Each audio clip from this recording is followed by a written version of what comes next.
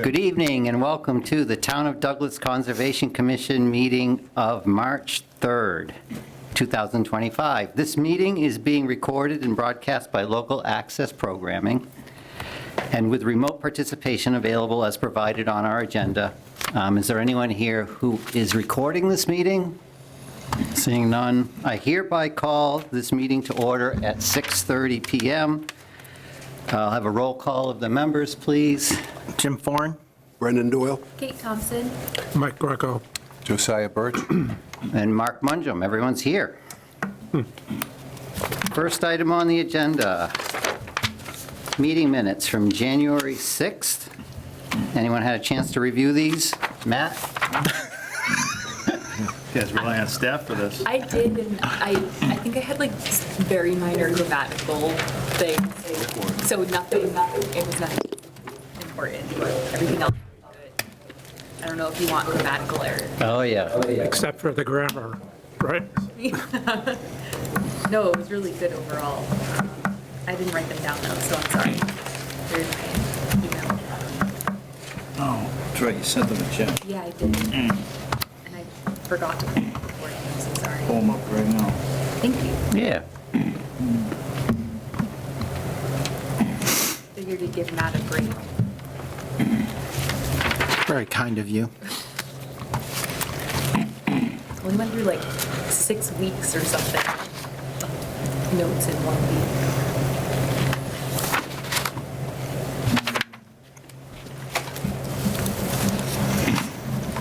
Let me know if you can't find them. I got them right here. It's a race. Okay. Under item 2.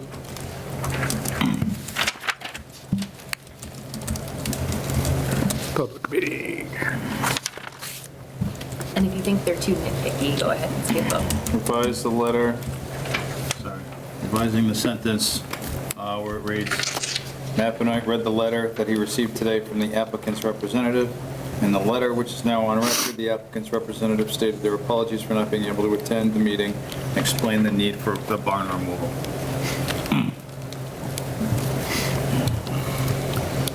That's that first sentence. So just adding, you added about it being now on the record, correct? Okay.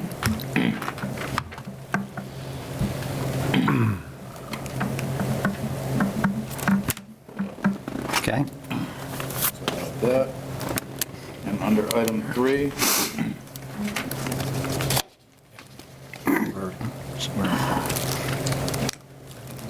Devin's last name with Beals is H-O-W-E instead of H-A-L. And that's it. Use this one. Okay, do we have a motion to accept the meeting minutes for January 6th as amended? I'll make a motion to approve the Conservation Committee for Monday, January 6, 2025 for the amended notes. I'll second. Okay, thank you. Motion's made and seconded. Vote? Jim Foran, aye. Brendan Doyle, aye. Mike Greco, aye. Josiah Birch, aye. Mark Mungem, aye. And we're caught up on meeting minutes. Me? What? Yeah. Yeah. See what happens when you haven't been here for a while? I give them like a round of applause and everything. Yeah, honestly, good job. This is the first time, I've been working here for a year and a halh. And we've never been caught up, I You've know. never been caught up, like not even close. That's wonderful. Okay, under new business, item 1, 6:30 PM, RDA, public meeting, request for determination of applicability, Joel Considine, 20 Northwest Main Street, map 198, lot 71, for a pool pavilion.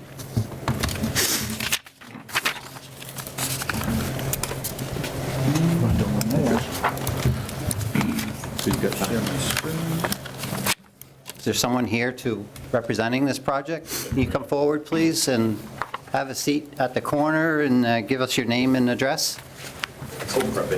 You got to join us at the table. There we go. Okay. Yeah. So my name's Joel Considine. over at 20 Northwest Main Street. All right, thanks, Joel. And what's your plan? My plan is to build a 12 by 16 pool pavilion. Okay. Do you have a drawing or anything to? I submitted. You did. that. Yep. Come on, here, Mark. From Elm Street, Blackstone? Can you grab it? Grab it. Gotcha. And I remember there was a brother and sister. Just, I think his name was Joel. I guess not. thank you. Jill.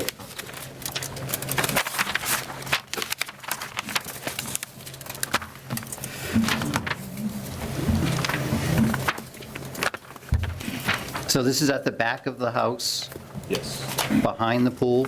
yes.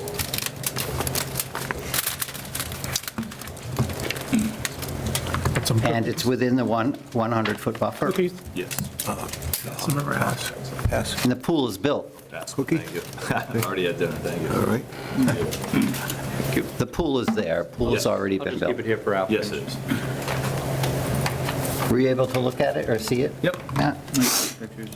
So, Mr. Chairman, when Mr. Considine came in for his certificate of compliance for his order of conditions for the construction of the home itself, or, I'm sorry, was it a septic repair? No, for the construction of the house. Construction of the house, okay. He actually applied for his permit for the pool, which I approved in the system without it coming here. So it's entirely my error on this. So the pool has been built without conservation permit, so we're wrapping the pool and the pool house into this RDA for a paper trail. Okay. Share the pictures.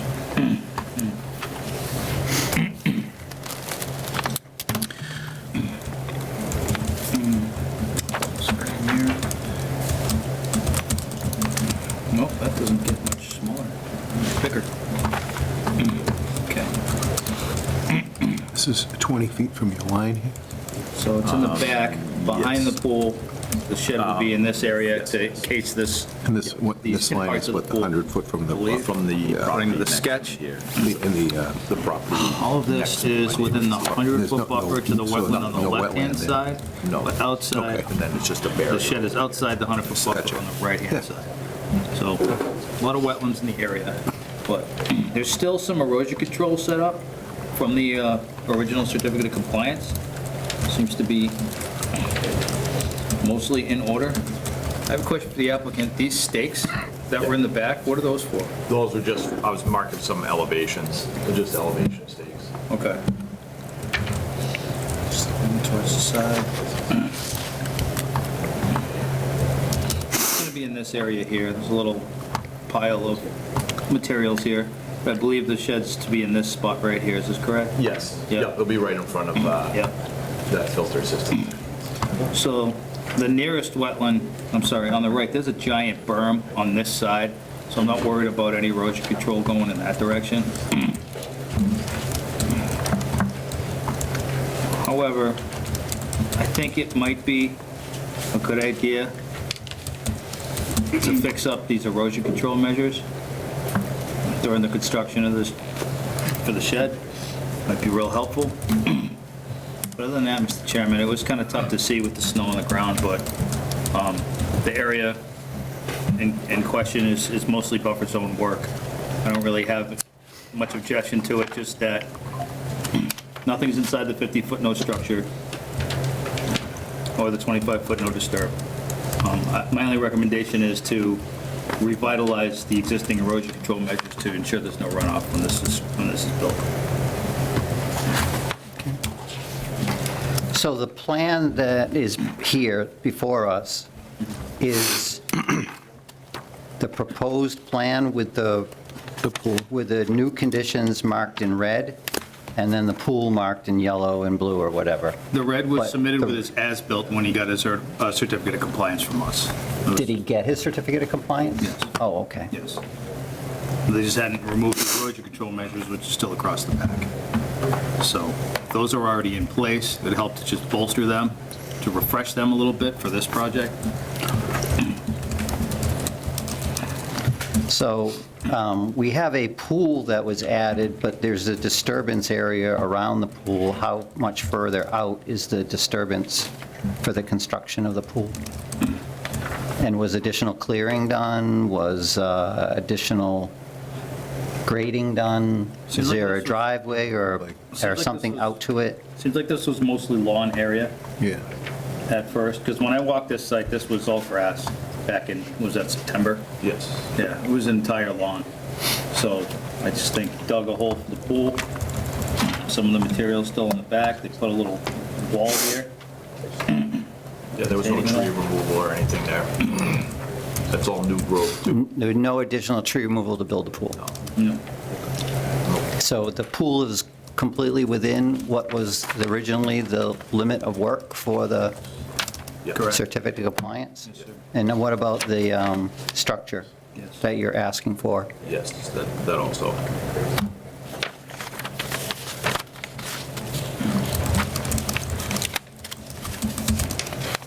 Is there any further plans to extend No, what you see beyond is, that's it. what you're asking for?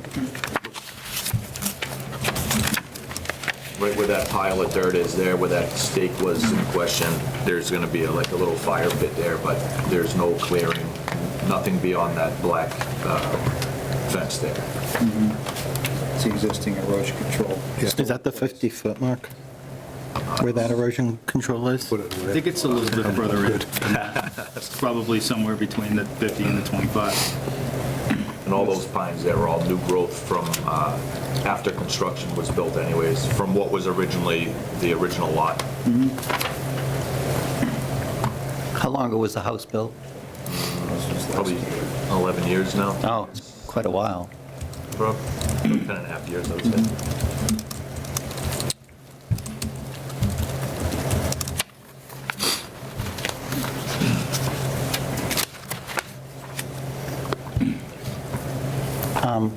Commission members, anybody have any concerns or questions?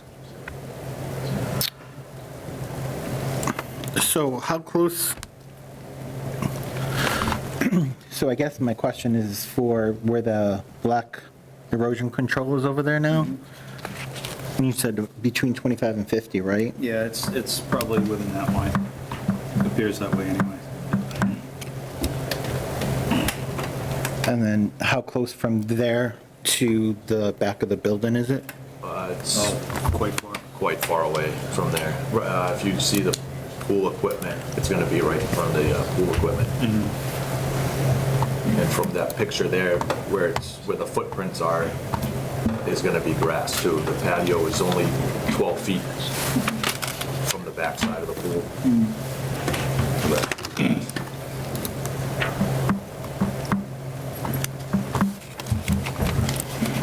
The concrete slab, What's that? you're gonna pour a concrete slab? No, I'm going to do footings because it's open on 3 sides. It Okay. just has a solid wall in the back. So it'll be some 8-inch sonotubes with the footing.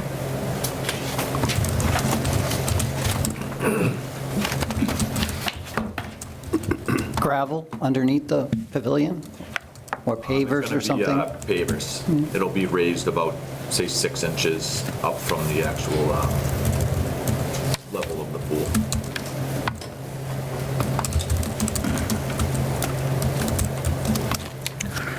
Okay. Any questions, Josiah? I You're have okay? no questions.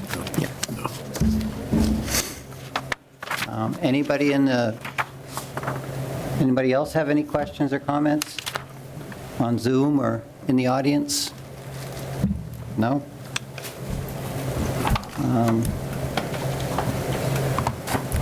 So this is an RDA. We have to determine whether we want to give a negative determination of applicability or require a notice of intent. So I would suggest that, being that the pool's already built and we're just adding, To the negative RDA then? I'm thinking negative RDA. Okay. Want to make a motion in that regard? Sure. Close the public hearing first. We never opened it. Oh, yeah, we didn't open it first. It's a public meeting, not hearing. Is that our, It's a hearing, there's advertising for it. okay. Do you want me to make a motion to waive the public hearing? Yeah. Yeah. Yeah. Shit, sorry, we missed that. Motion to waive the reading. Go ahead. All right, I'll make a motion to waive the public hearing reading. Second. Motion's been made and seconded to waive the reading. Those in favor? Jim Farr, aye. Brendan Doyle, aye. Mike Greco, aye. Josiah Birch, aye. Mark Mungem, aye. Meeting's now open. Now you can close it. Now the meeting's closed. All right, Messed up that again. sorry. Make a motion for a negative RDA for 20 Northwest Main Street, map 198, lot 71, to also tighten up the erosion control or refresh them and So Verify moved. those with me. verify them with Matt. Oops. So moved. Second. Second. You should second it. Second. Thank you. I second. All right. I'm sorry. Roll call. Motion's been made and seconded. Roll call vote, please. Jim Farr, aye. Brendan Doyle, aye. Mike Greco, aye. Josiah Birch, aye. Mark Mungem, aye. So negatives are positive. It's a good Negatives are positive. Thank you. So you might want to go. Yep. Okay. We'll have that ready for Well, you a lot of people Wednesday when freak Jack out. gets back. Okay, what's that? They freak out. I know. But you good? And once the ground thaws out, I'll give you a call when we adjust the erosion control. Sounds good. We'll have this ready for you Wednesday. Okay, very good. Thank you.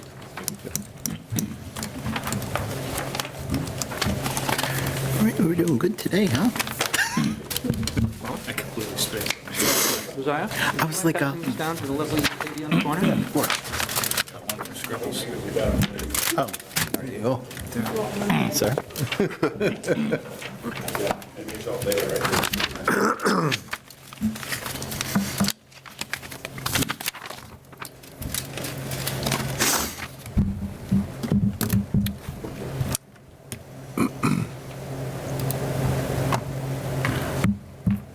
Please pass them back because we're offering them to applicants. Oh, wow.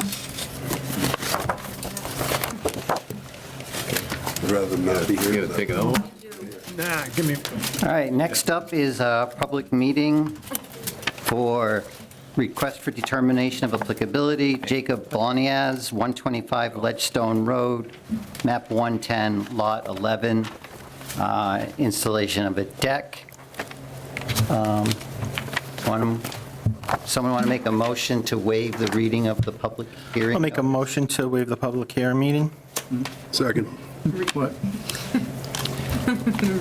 Reading. Reading of the public notice. I knew what you meant. Thank you, sir. Thank you. I did too. Motion's been made and seconded to waive the reading of the public hearing notice. All those in favor? Jim Farr, aye. Brendan Doyle, aye. Mike Greco, aye. Josiah Birch, aye. Mark Mungem, aye.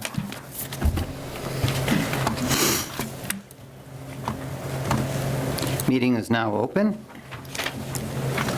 Did we do that okay, Matt? Yeah, you did Is that great. better? Yes.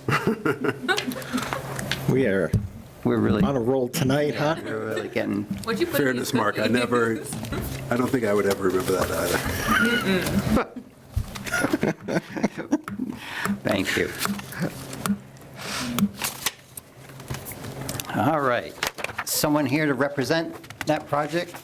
Please come forward and state your name and address, please. Good evening, Jake Bloniaz, 76 Manchog Street, Douglas. Please help yourself. Thank you, Jake. Sure. Yeah. Tell he's in good shape. He's going home to work out after this, so. Don't want to run. So Jake, what are you proposing? So we're proposing, we're in the process of building. We got the special permit in 2023, and the approvals through this board in 2023. It didn't include a deck at that time, so we're currently in the process of building now. We're looking to add a deck, 8 by 28, deck to the front of the house, which would be between the water and the house, the waterfront property on Manchog Lake. So there were two pre-existing structures on the property when we bought it, and we removed those to build this new. We pushed this house back as far as we could up against basically this ledge rock face that's at the back of the property, which brought the front of the house further back than what was pre-existing. And even with the addition of this deck, we tried to keep it at 8 feet out from the house, so that's still like 3 feet, 4 inches, further from the water's edge than what was previously there, which was like a cottage, like a one-bed cottage with a deck. And then there was another shed, like a shed with a bathroom and a changing area that was also removed. So I guess we're looking for a modification to an existing permit, I guess.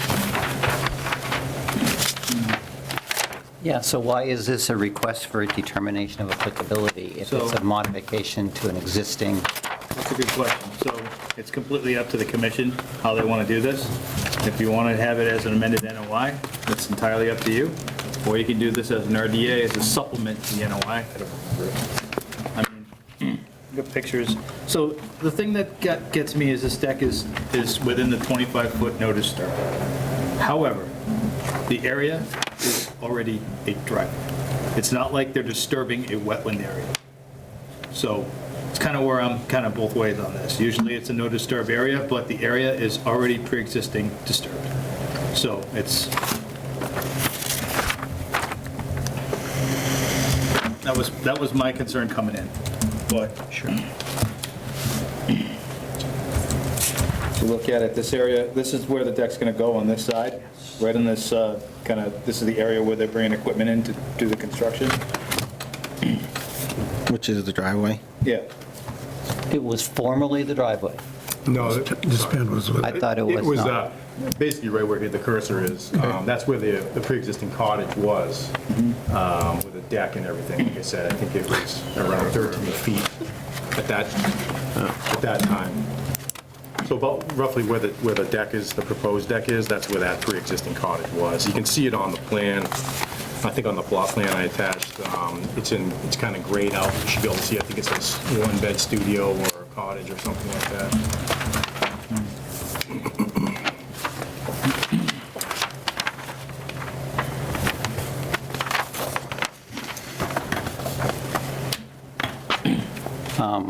I know me personally, I do remember this coming before the board, and part of the reason why I would have approved the plan would have been that because it was bettering the current situation. As you said, it was moved back and further away, and we were trying to get the building outside of the 25-foot buffer. So this now is a retraction on that. It goes back inside the 25-foot buffer. Personally, I don't think it should be a request for determination of applicability because we have an outstanding notice of intent, our order conditions on this project. So I feel like it's an amendment to the order of conditions, or a request for an amendment to the order of conditions. What would be the difference overall, Mark? The difference overall, I'm not sure if I'm the best one to ask that question. Brandon, what would you say in that regard? Because you have more expertise. Versus the RDA. Thank you. I swear to God, I didn't put anything in the cookies. Is this right? Goes out. It's really personal preference. Do you think that this is something that should continue to be attached, so to speak, to the order of conditions? Usually it's something that's a little more like, I want to say serious, but something that you think is serious enough that should continue to be associated with that original order of conditions, and you amend it, so that it all stays under that order of conditions. Because remember, order of conditions is recorded with the deed, RDAs are not. So it's like not as serious, so to speak, for the RDA. So if you think it's serious enough to stay with the original order of conditions, go ahead and tell them, give them a positive determination, say, no, you need to amend the order of conditions, but if you don't think it's that serious, then issue a negative determination. Is there a difference for the applicant? Like, does it, will Yes, have it to go is. back again? So the procedure is different. With an amendment, he's going to have to file a new notice of intent, or a request for an amendment of the notice of intent, which is the whole, like, it's a 12-page application. He's going to have to put a notice in the newspaper at least 5 days prior, business days prior to the meeting, and he's going to have to re-notify all of the abutters, whereas with an RDA, you don't have to do that. And then you have a public hearing, not a public meeting. So a little more formal, a little more involved. But it depends on the seriousness that the commission puts upon what he wants to do here. Do you think it rises to the level of staying with that original order, and you want him to amend that, and then have him record that on the deed? Or is a negative determination, you're all done, and no need to record anything? So one of the things that, it can become a little confusing, I'm not trying to sway things one way or the other, but when you have an order of conditions and then you tack on RDAs that aren't recorded, RDAs don't get No, file there's no numbers. record of them. There's no, it just goes into your People are going to file. go, well, how come there's a addition on this building when it's not on the original plan? Right, so it can, over time, like, years from now, people are looking, like, certificate of compliance comes in 5 years from now, and there's this addition, then it's, oh, there was an RDA as well, we didn't know that. So it can just make things a little more disjointed. That's one of the cons of doing it through an RDA. I guess that the pro would be is if you don't think that it rises to that level to, make somebody do an amended order, then it's not worth it, and makes things a little easier for everyone. So, dealer's choice, you're the dealers. So if they constructed the building, though, and said, I don't want to go through the whole reapplication process and all that, and decided after they were done to apply, they got that finished, everything was done, they want to put the deck on later, could they circumvent some of this? Well, let's say, let's presume they got like a certificate of compliance for all that. Then you can't amend the order of conditions because it's closed out. Right, and then they could just come in. Then they could A come in new with an NOI, RDA. Right, but it's. or a request for determination. Right, like- Yeah, Request, but yeah. So is this order of conditions still valid? Do they have a certificate of compliance yet? No, they don't. So Open order. Yeah, take that into consideration too.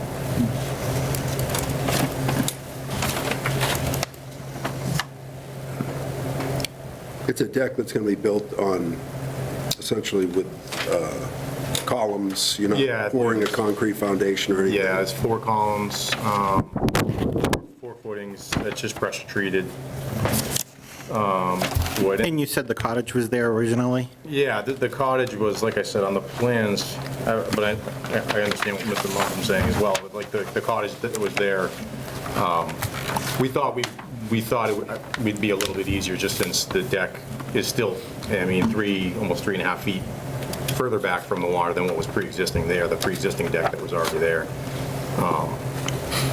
And which is why it suggested that I go this route with the RDA. And we have reason, for the most part, we're just trying to keep the consistency in the neighbor. I don't think there's a neighbor in sight that doesn't have a deck on the water, being on the water. We don't want to be the only ones without it.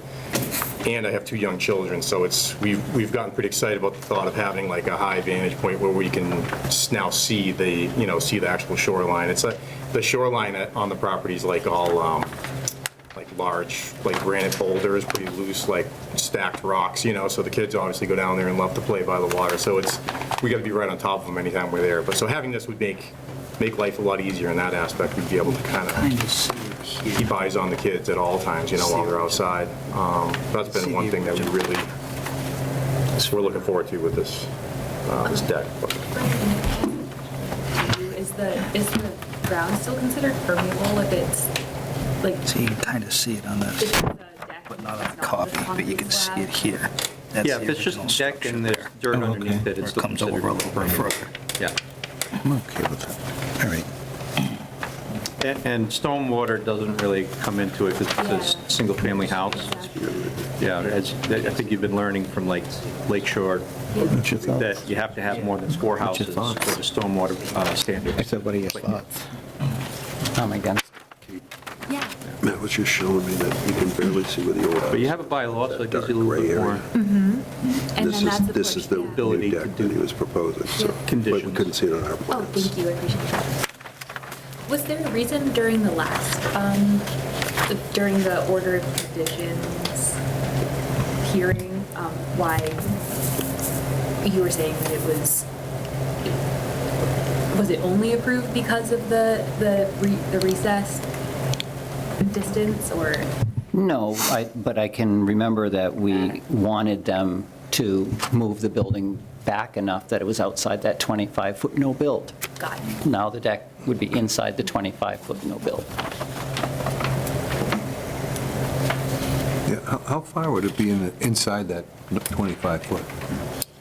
I believe it's, so it was 17 feet and an inch from the, so Yes. 8 feet. So I guess 8 feet into the 25. 8 feet, okay. This copy's a little clearer. Yeah.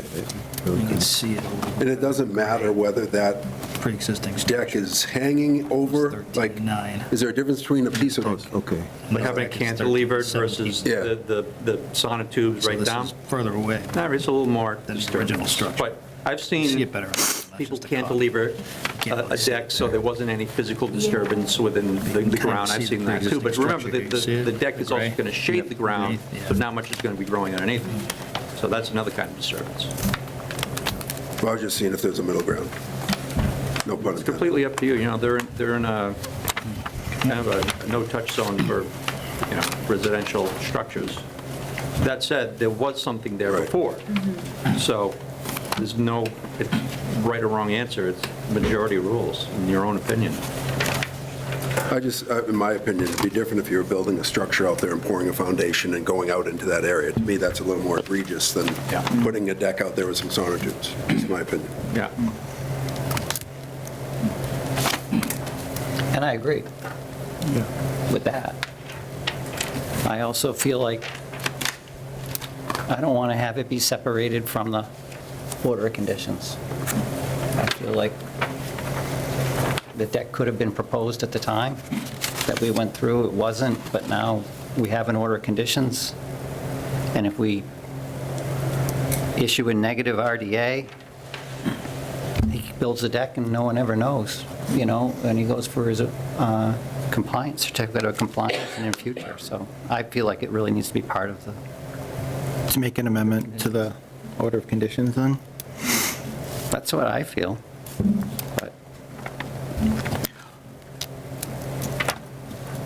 What would the amendment be?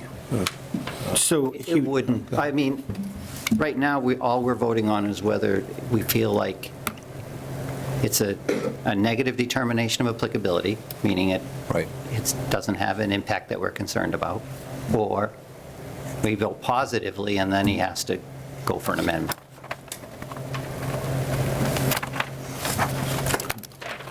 So. Is that right, Brandon? That was perfect. What's the earliest, what's the earliest that the applicant would be able to come back to have that hearing? Like, because there's a certain timeline for the notice in the newspaper, is that correct? Yeah, the notice has to be put in the newspaper at least 5 business days prior to the meeting. Okay, so it could technically be as soon as 2 weeks from now? If it can be put together that fast. You basically have to put it all together and have it ready to go out the door in 1 week. I'm just thinking like summer's coming up and if the deck is, We also have a schedule, right, that has deadlines. yep. Oh, that's right. it's So, right here. so look at that for the next So submittal deadline for next meeting would be in 2 days. 2 days, so it ain't gonna happen in 2 weeks, yeah. So then April 7th would be the next meeting. So March 19th would be the next deadline for submittal. And then the advertising is 31st.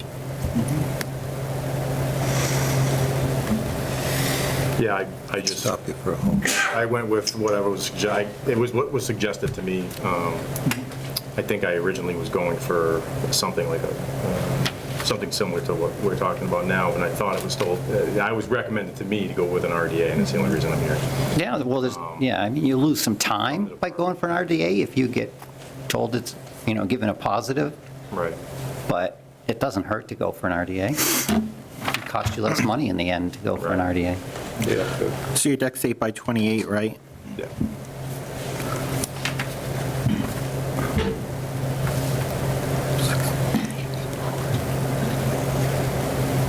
Yeah.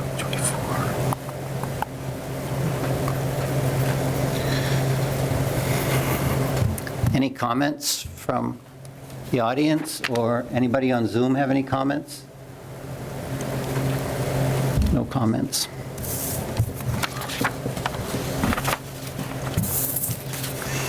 Matt? So 8 by 20 is still a big deck, right? So because he's over by like 8 feet, he said, right? At the closest point, it's 17 feet from the water's edge. So that would be, 8 feet over. Oh, somebody on Zoom is reading their hand. Hi. Hi, yes. How are you? Could you state your name? Matt knows who I am. Yes. Do I have to say my name and my address? You do. Please. All right. Marcy LeBlanc, Southwest Maine. Is there an overlay of the area where the proposed deck is to stand? We have the plans here at the meeting. Okay, We don't have them, I could, that's fine. Do property taxes change if you have a deck? Like, is that considered? I believe it goes up. Yes, because it's based on valuation, and so the deck would probably add value to the house, and so it would affect taxes. Yeah, so I'm not on the committee, so I can't really vote, but I would think it would probably be best for everybody, like, except for the gentleman's pocketbook, really, if it was an official deck on the books and it went through the proper channels. That's just my perspective. And also wherever the runoff for the deck might be, and any steps that would lead down to the beach area, considering that one of the prime motivations is to be able to access that beachfront area quickly. Yep. Well, the runoff wouldn't really matter anyways for a deck, because it's just straight, and it would just be going through anyways, right? I'm just asking. More about like if the stairs would be put in, but that's a whole separate.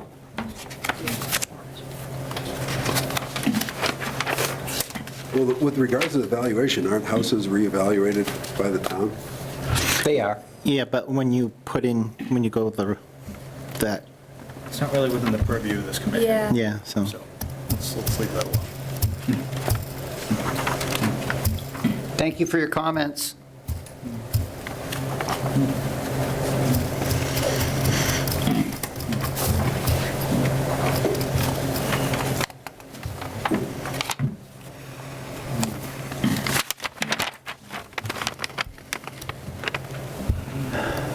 So Any further questions? Then at this point, I should close the meeting, right? sir. Meeting is closed. We can have some more discussion, or someone wants to make a motion. See how it goes. See how it goes, exactly. Vote, right? Yeah, Right. so I'll make a motion to do the amendment to the order of conditions, right? So you would vote for a positive determination. Right, so then he would have to, And he would, so positive determination would mean that he would have to file. Would yes. mean he would have to file an amendment in this case, correct? Okay, so I'll make a motion for a positive for 125 Ledgestone Road, map 110, lot 11, to do the positive and do the amendment to the order of conditions. Thanks, Jim. Is there a second to that? Second? Okay. Motion's been made and seconded by Mike. Those in favor, or roll call vote, please? Jim Farr, aye. Brendan Doyle opposed? Mike Greco, aye. Josiah Birch, no. Mark Mungem, aye. 3-2. Motion passes. 2. It's a fair shake. Okay, thank you very much.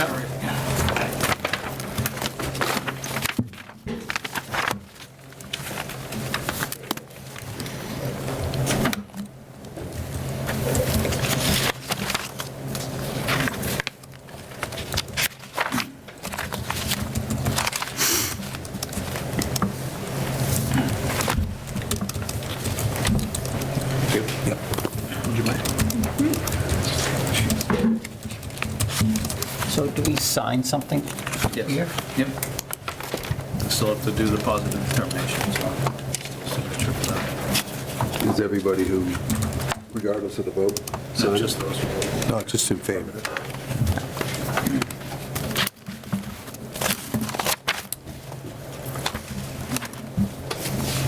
Almost a split decision. Probably was a split decision. Kate would have said. Probably a 3-3. 3-3 means the motion fails. Yeah, But Kate can't vote.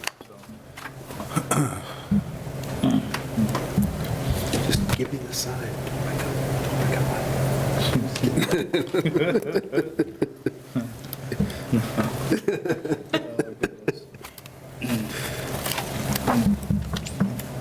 So it's just you and I that sign this? And Mike? And Mike, okay.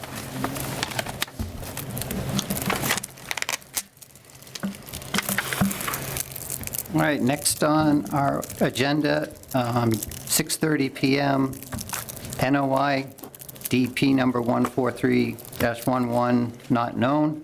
Public hearing, notice of intent from Michael DiCaro, 120 Gilboa Street, map 138, lot 43.1, for soil remediation.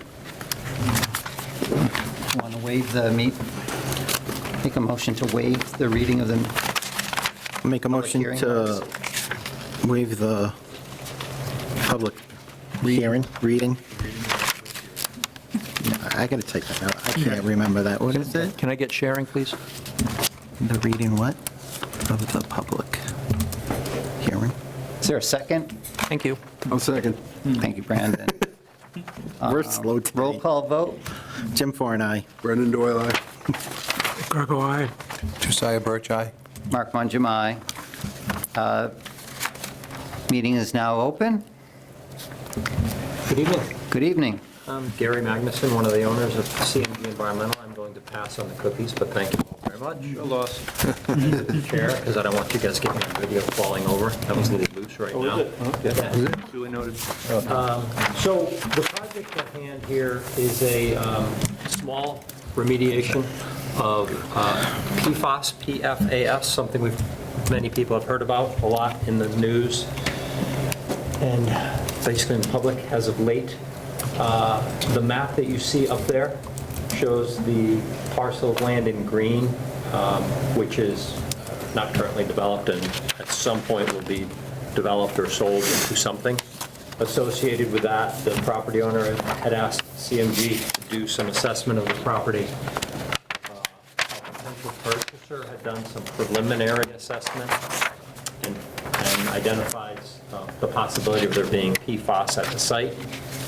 So we went out and did some random sampling of those areas. We collected 80 shallow soil samples around the property based on a random number generation system so that we could sporadically space them around the property. We collected samples at 0 to 6 inches and 6 to 12 inches. Of those 80 samples, one had PFAS above the applicable standard that Mass DEP has published. That standard happens to be 300 parts per billion. The one sample that had the exceedance was at 1,200. So it's above the standard, not significantly, but it's above it. So based on that, we went to the one spot, which is the little tiny dot up there on the map that says site. And we then did some additional sampling around that point, and those samples were collected at 10-foot increments, 10 and 20-foot increments, north, south, east, and west of that, at those same 0 to 6 and 6 to 12-inch samples. Based on that sampling, one of those had PFAS detections at 1,240 at 0 to 6 and 400 at 6 to 12 in the southern sample. So what we have is we have an area of PFAS contamination smaller than this table that we're all sitting at. It's about a foot thick. It encompasses about 18 cubic yards, so one large triaxle dump truck full of soil, but it's above the standard. We have done sampling of the stream and the sediment. We have not detected PFAS in that, so it does not appear to be mobile. This scope of work is required under Mass DEP to bring this site to closure to meet the requirement for what's called a permanent solution. There is no way that we are aware of to remediate PFAS in place. Unless somebody has something, I'd like to hear about it because I'll invest in it. But there is no other option other than digging this stuff out and disposing of it. There are very few disposal facilities, but we do have a few available. So the scope of work, so that's a little bit about the background why we're here. The scope of work is relatively simple. We're going to go out there with a small excavator, dig up this, well, put some silt fence up, dig up this small area, replace it with like soil, put some topsoil back in. We walked the site with Brandon and Sam this afternoon. They were very helpful. I worked with them before. We talked about what would need to be done to restore it. I think there's 2 or 3 small trees that are either dead or damaged that we'll be taking out. A couple of shrubs in that area. They'd made recommendations, and I'm not a wetlands expert. I'm a wetlands guy. So let them make some recommendations for revegetation. One of the concerns that we did determine today, and they were very helpful, was an access path to get to this area. And that access path will have to do a small wetlands crossing, so we determined that some swamp maps would be appropriate to cross the wetland area. That's something that I hadn't really talked about initially and didn't put in this submittal. So we can add that as needed. Relatively simple. There's not a lot of trees, or there's some scrub growth in the way, so we would be able to just clear that scrub growth out of the way, get in there with a small to mid-size excavator, do the excavation, backfill it, and be out. The whole project can probably be done in 2 days. So that's essentially, in regards to what do we do with that soil? When that soil comes out, it'll get stockpiled up in the former wastewater treatment plant area, on asphalt covered with plastic, on plastic on the bottom covered with plastic, and then probably it'll be 2 to 4 weeks later before we get our final approval to ship that soil. It's very difficult to get pre-approval before I take it out. They want to know exactly what's in it, so we'll have to take it out, characterize it, and then we'll haul it away. So that's essentially the project, the scope. I'll entertain any questions, and hopefully we can move this forward. I have a question. How far are you digging down? 12 inches. 12 inches? Yes. How can you control that? Good operator. A good operator? Yes. So we've already done preliminary sampling to determine where it is. We may even go out and do more sampling to actually get our perimeter samples before we create the perimeter, so that I'm not waiting on lab data. But yeah, it's that deep. Okay. So it's basically scraping off the vegetative matter and a little bit of the sand. All the sampling that we done was all done by hand, walking through the woods with a shovel. So it's very, very You're easy going to put to that dig. back? You're going to put that back? That soil back? Which soil? The 12 inches you're taking off? The 12 inches we're taking off, we're actually going to go next door to Pine Sand and Gravel to get similar gravel, put the gravel back in, and I'd like to get topsoil from them, so it'll be from the area, and put it back in. Yeah, we're not going to leave it a hole. So and then we'll provide a seed mix, I think you would recommend a upland or well, whatever seed mix you guys recommend, we'll put back. And Okay. we're probably going to, It won't be, impact, there's one, it won't be gravel, it'll be, no, we'll sand the top, the 6 to 12 inch sample is a little sandy, and then we'll put vegetative matter, topsoil on top. Yeah, that whole area, Josiah, is, like, it's very sandy. That's why the Pine had a huge gravel pit there, sandy gravel pit. So the sand, it's actually really sandy along that area. So my thought is that they got to take out 12 inches of material, so that material has to be taken off-site because it's contaminated, you don't want it back. So Yeah. the new material that come back will be clean, and I'm figuring about 6 inches of sandy material with 6 inches of topsoil, and then seed it. The area is actually, the area of contamination is very flat. There is a kind of a debris pile that slopes down, and fortunately, it does not appear very erosive toward the stream from where we are. It's pretty flat. It's almost kind of pitched the other way. So we will put silt fence up there, and we'll reseed it. what kind of plants do you have in that area? Do you know, Brandon? Brandon, you can help me there. I'm Yes, I not an do. expert in that. Okay, so, yeah, get the pictures while I'm talking. The area that they have to make this square, more or less, area that to remove the soil,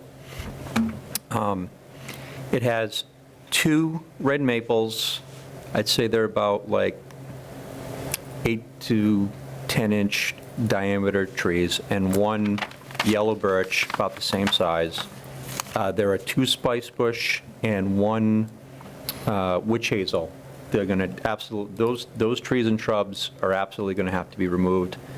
There are some other trees. I think that the roots may get damaged, but I don't think it's going to, they don't have to take the tree down, all right? So I think 3 trees and 3 shrubs are going to have to be replaced, and then I'm recommending an upland conservation or wildlife seed mix to put down on the topsoil in between it when they're done. So that's that. The other thing about it is the root in.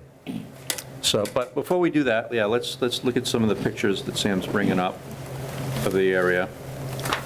The plan that we have that says site on it Yes. seems to show that this site is within the wetland. Is it right? It's not. It's not. It's on It looks the like next, it's not. the next plan. It's not, well, here's the thing, is that I have some Well, that's what I was thinking, too. I have some recommendations for getting, we need a little bit more Oh, specificity in the plan. Yeah, this is just, this is a slow up map. Okay. You can't really see it on the, It's really close to the wetland, but oh, yeah. It's, You can see the flags. And it's also within the 200-foot riverfront area, as well as the buffer zone to the wetland. All right, but here's the thing, is that it's a junky area. There's a giant pile of historic fill.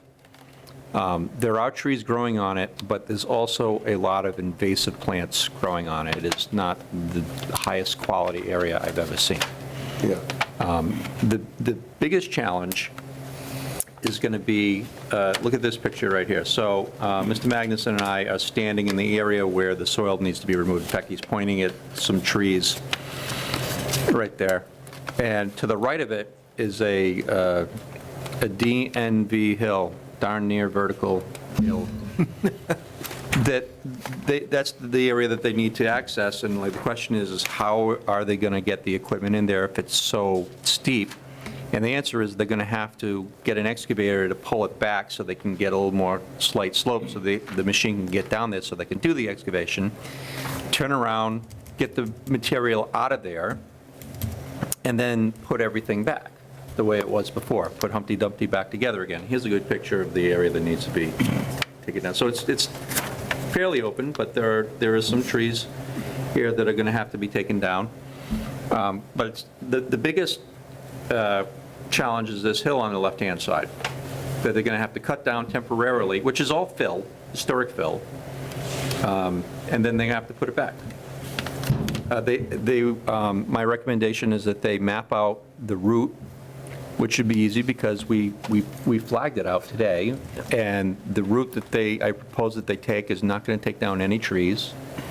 There is some thick brush, but it's multiflora rose, it's bittersweet vine, it's invasive honeysuckle, it's barberry, Japanese barberry. It's all invasive junk plants that nobody's going to miss to get in. They do have to cross over a wetland in order to get there. Sam, can you bring it back to that color plan?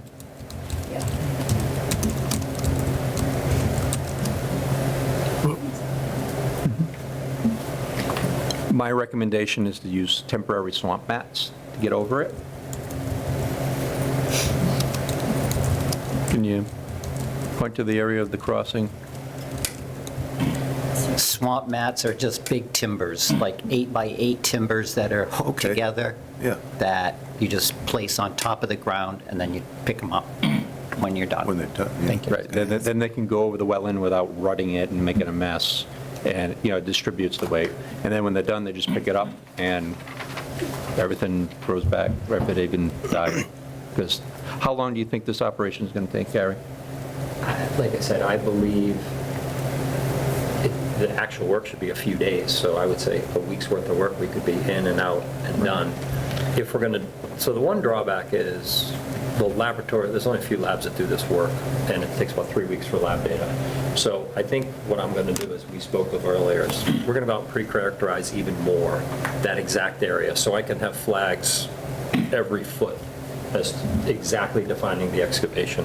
And I have all my data in hand that shows me I'm done. Normally, we dig out an area the size of this table, we collect samples at each person, send them to the lab, and if they all come back good, we're done.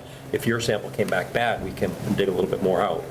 Well, with the 3-week turnaround and the wetlands, I'd rather have everything in hand and know we're just physically going in there and taking dirt out, putting dirt back. But I mean, Right, but I would like, weeks. I would like to see the construction route mapped out, which is basically this red line that I just put in. Show the area where the swamp mats are going to go down, have a detail on the site plan of the swamp mats, and, what it looks like, and some plan notes as to how they're going to go down.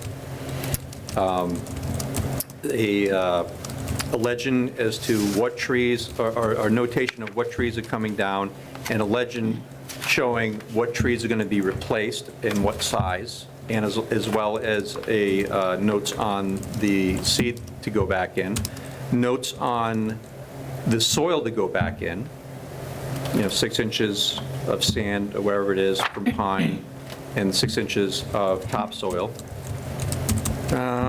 What else was I talking about here? One moment. Swamp mats, outline the area for excavation. I just wanted to ask if Brandon could memorialize this in a letter, since this is a commercial property, that'd be very helpful. Yeah, absolutely. There will be a comment letter to Mr. Magnuson that's going to outline everything that, if I didn't say it, you were going to say it. Yeah, and we're in agreement with that approach. It's whatever you guys need to get this done, the client wants to move Yeah. forward. I would like to add that when you have the excavator excavating out the material, that if we condition that material go directly from the excavator bucket into a truck. Yeah, it's not gonna go on the And not be put ground. on the ground and That would be a good then plan moved note. again. Yeah, that, we never do that, but yeah, that's fine. And then my other question is where is it going to be stored, and is that storage area in proximity to any other wetland areas? Yeah, it's going to be up in that wastewater treatment plant area because it's all fenced off and secured. So it's somewhere in between all those yellow buildings up there. Up top. And you said on a paved, There's pavement up there. So will you put put a straw wattles around the stockpile? Whatever you want around it. It's going to be on 6 mil poly, covered with 6 mil poly. So the other straw wattles will be, just pick up the rainwater that comes off the top of it, whatever you want. Not a big deal. It's literally 18 yards of soil. It's one truckload. it's a good segue, Brandon, into what, I was going to ask what historic soil is. That's the tree right there that we have to take down. That's the beauty.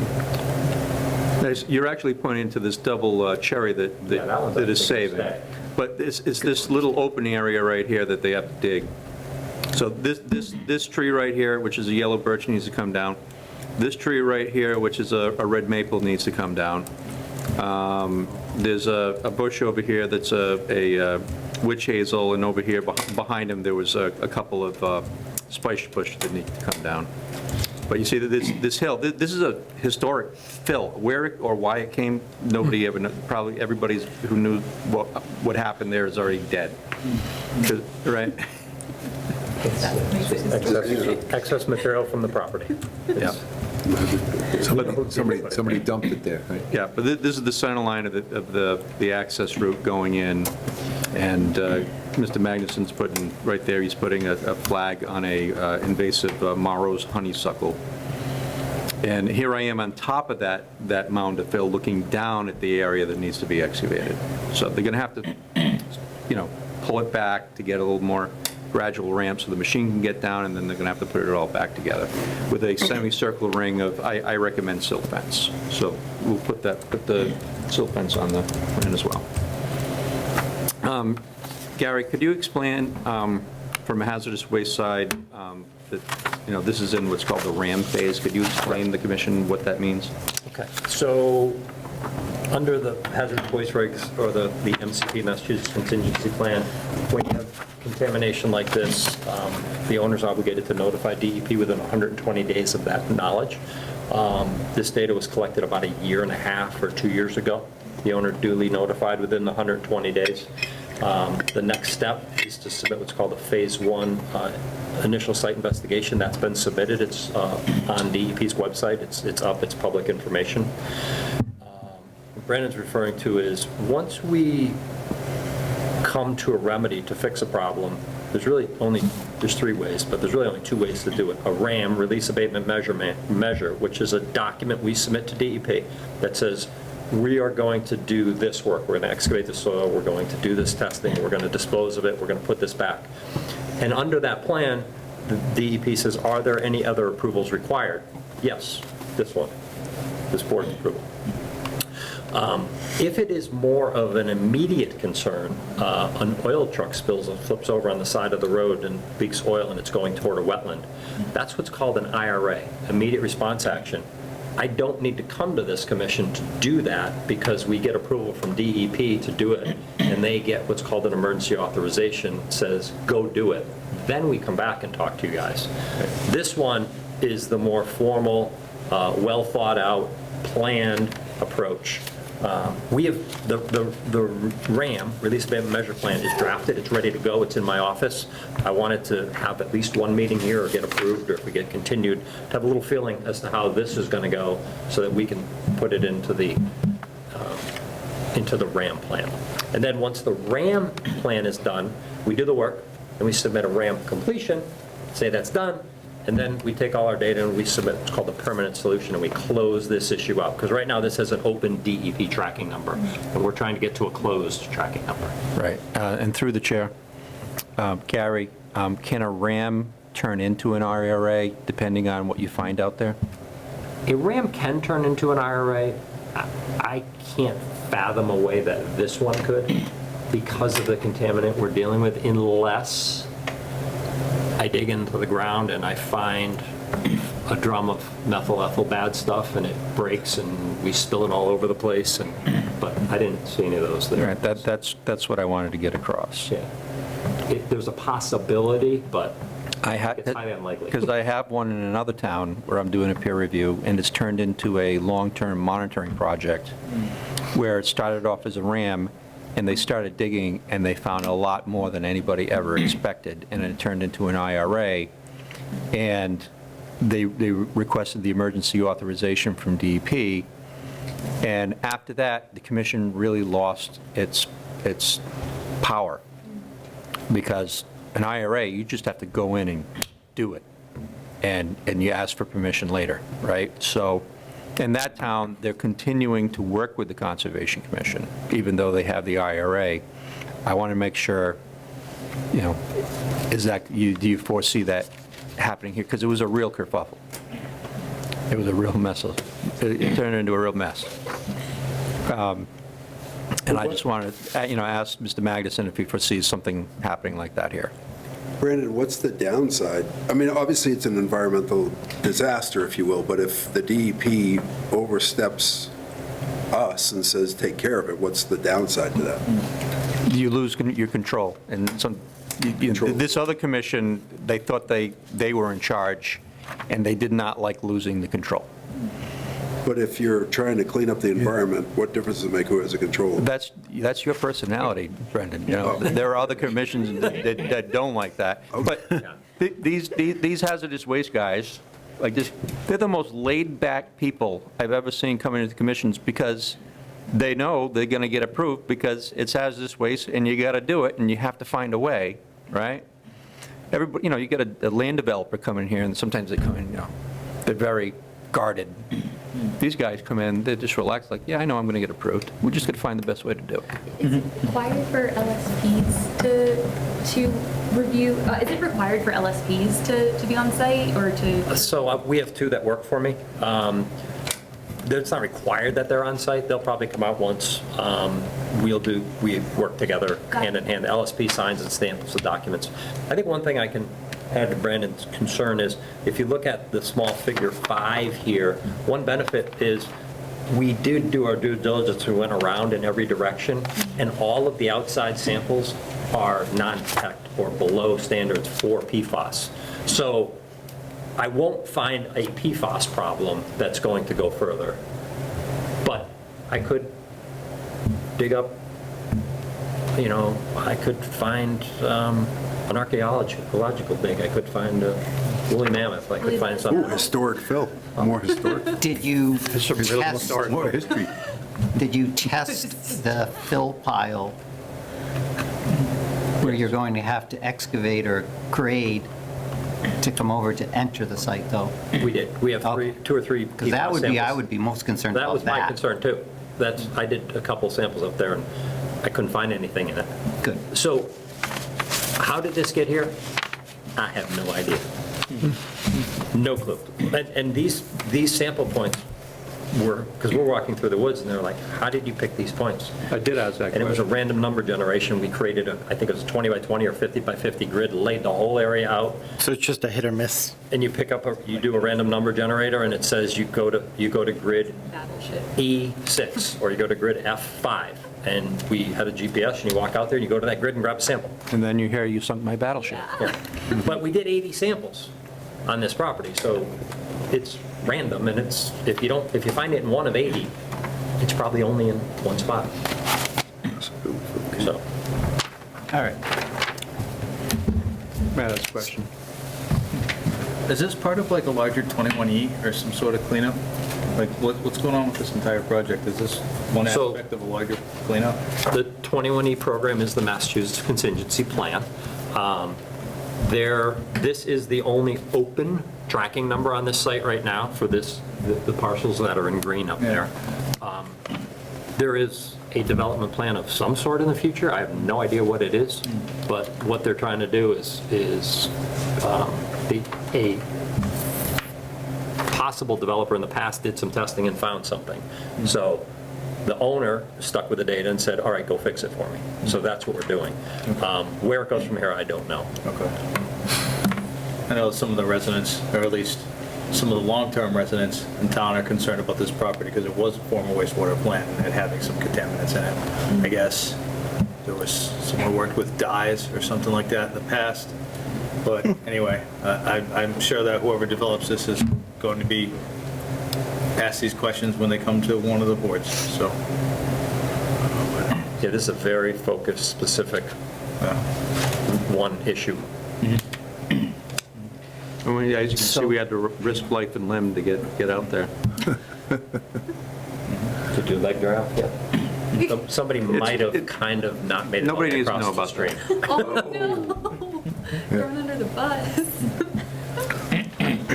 So you had a list of things that you were requesting of the Yeah. applicant. So based on that, we want to continue this until those Right, so items get Yes, please. So the question is whether or not the applicant feels that they can get that done in 2 weeks for the next meeting, or if it should be continued into April. So what do you think? So if, I heard earlier about 2 days for the next, if we have 2 weeks, definitely, probably in a Well, no, that's for a new A new application. applicant. So, yeah, I don't see anything there as a very heavy lift. I think we're going to amend the figure, put some notes on it, maybe provide a little bit better scope of work detail to answer some of your questions, Brendan. I think we can definitely do that within 2 weeks. Material deadline for the next meeting is the 13th, so you're already on the agenda. 10 so- days. Yeah. And what date is that meeting? The 17th. Okay. And can you get him the list of things that you... You can get them the list tomorrow. Okay, perfect. Yeah, so I support the continuance, and I support we'll get that information back. Do we even have a DEP number yet?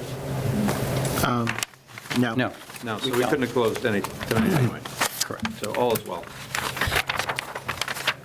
All right. Any comments from the audience? Or anybody on Zoom have any comments? Do I need to make a motion to continue? Yep. Make a All right, I'll motion. make a motion to continue this for March 17th, 2025 at 6:30 for 120 Gilboa Street, map 138, lot 43.1, soil redemption. Second. Thank you, Jim and Brendan, for seconding Don't that. insult him. I respond to either. It's great. We're both UMass grads. It's true. Stick together. Roll call. Jim Foran, aye. Brendan Doyle, aye. Mike Greco, aye. Josiah Birch, aye. Mark Mungem, aye. Thank you. Thanks, Gary. I'm going to say, Thank you all. because we're both bald, but that's, yeah, I'd go with UMass. I avoid the obvious. See you guys in a couple weeks. All right. All right. Thank you.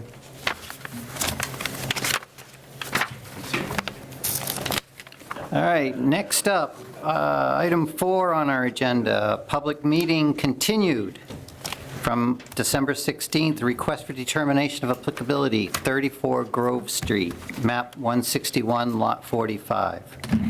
The applicant has requested a continuance on this. What's your knowledge on this, Matt?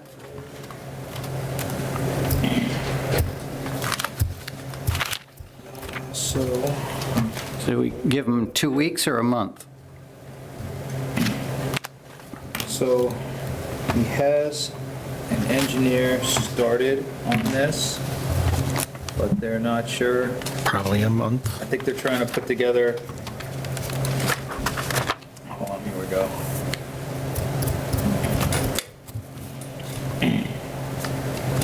Yeah, they still need advertising and stuff if they're going to do an NOI, so I pushed. April 7th. I put this to April 7th, give them some sufficient time to get this started.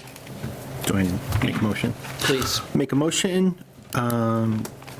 to postpone this till April 7th, 2025 for 34 Grove Street, map 161, lot 45. Second. Motion's been made by Jim and seconded by Mike to continue the public hearing or public meeting. All those in favor? Jim Foran, aye. Brendan Doyle, aye. Mike Greco, aye. Josiah Birch, aye. Mark Mungem, aye.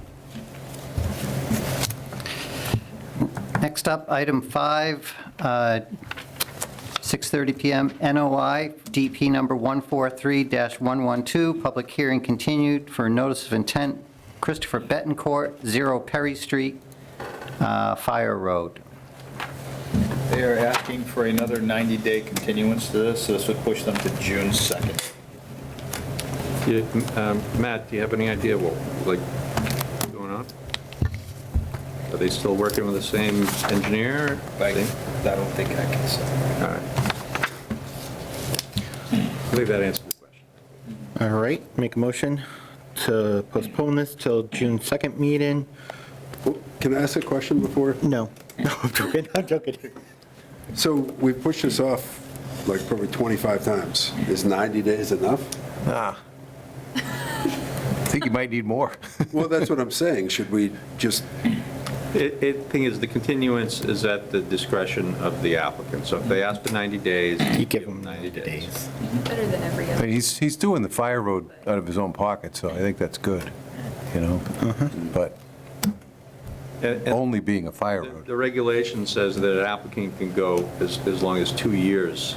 2 years? Yeah, with continuances, as long as they're proving that they are earnestly moving forward with it.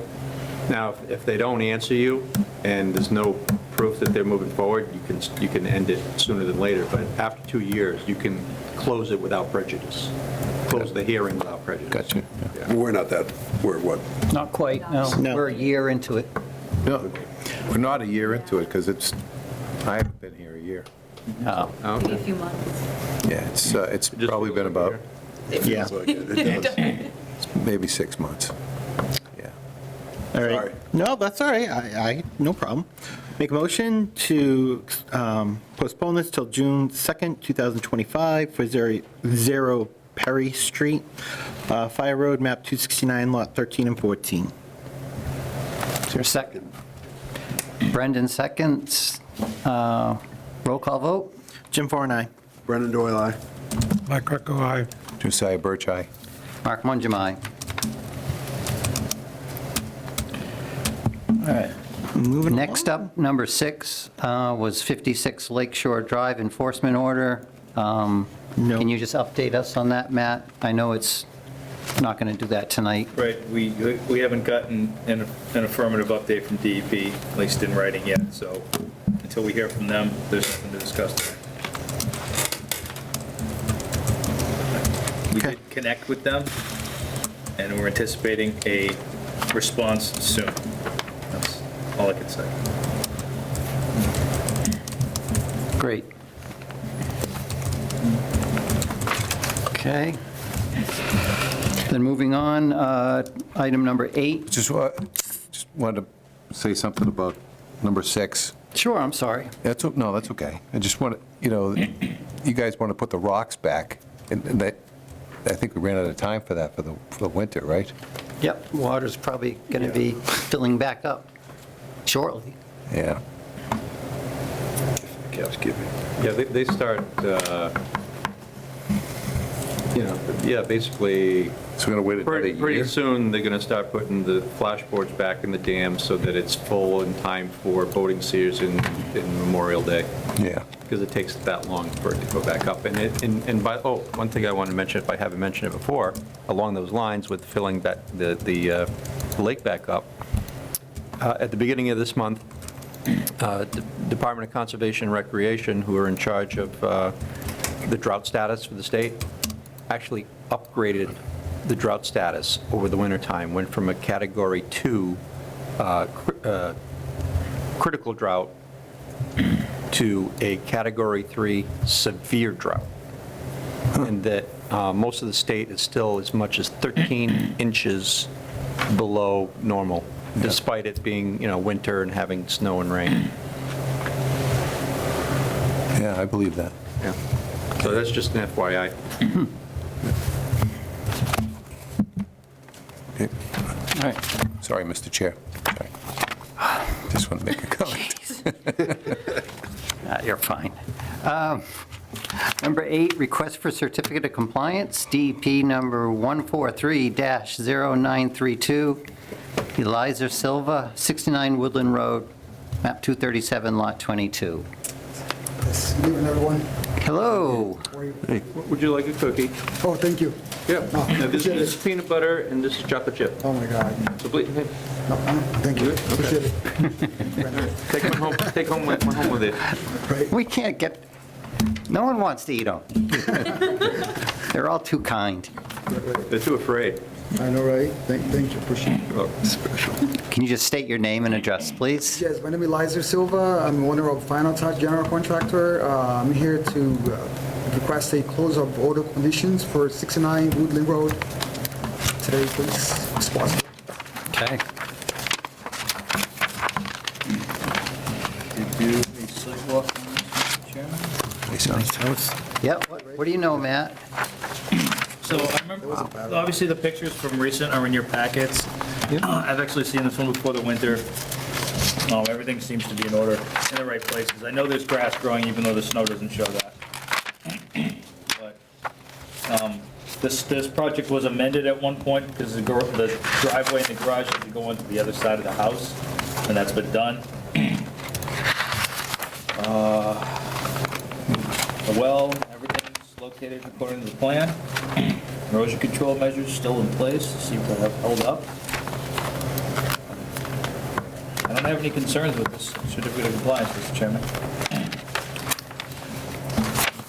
We have a letter from the engineer stating that the work is in compliance.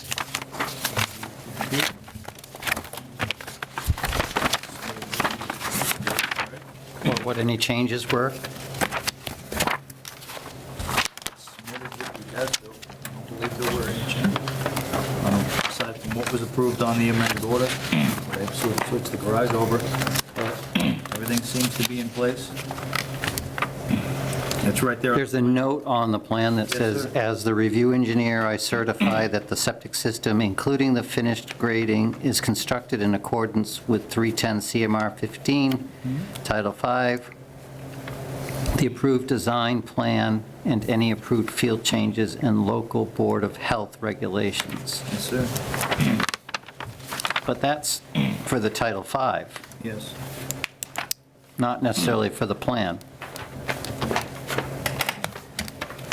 Right, I don't think we've On the second received page. a letter from an engineer, have we? Yeah, usually there's a cover letter from the engineer. Is that right, Brandon? Is that? Yes, yeah, so there's usually two things, an as-built plan and a letter from the engineer. I call it a letter of veracity. So they're verifying, and basically what the statement says is that we can confirm that the project was built in substantial compliance with the approved site plan and order of conditions. Now, that is a requirement. An as-built plan is not a hard requirement, but you do have to have that letter of veracity from the engineer.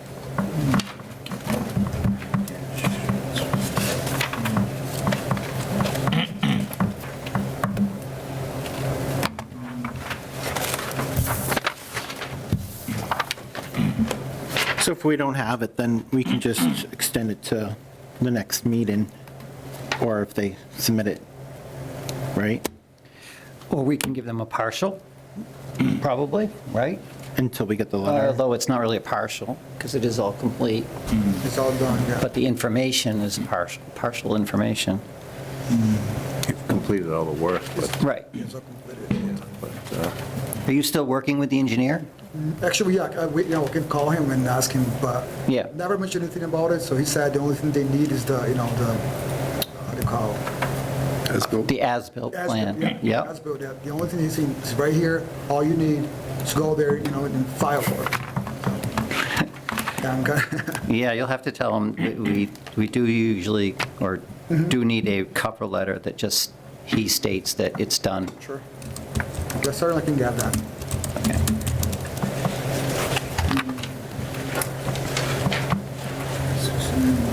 So then I would say if we get the cover letter for the next meeting, he doesn't even need to come then, because we'd be all set, right? Yeah. I'll make a motion to continue this till the next meeting, March 17th.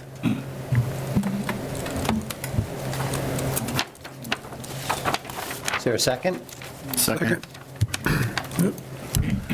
Motion's been made and seconded to continue this till our next meeting with a condition that we receive a letter from the engineer stating that it's in compliance with the plan. And then you won't have to come for that one if we have the letter. Okay. We can just Yeah, approve it as long as without we it. get that ahead of time. Appreciate All those in favor? Jim Four and I. Brendan Doyle, aye. Mike Greco, aye. Josiah Birch, aye. Mark Mungemai. All right, thank you, guys. All right, Thank thank you. you. Sorry about that. Oh, no problem, good, thank House looks great. you. Well, thank you, appreciate it. Yeah, it's a nice house. Thanks.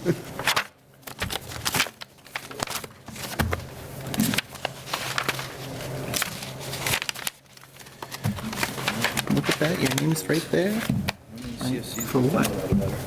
For the letter? Look at you moving up in the road, huh? I know. I'm quite impressed, sir. I have to start bowing down. You better just keep bringing cookies. I'm ready for number 2.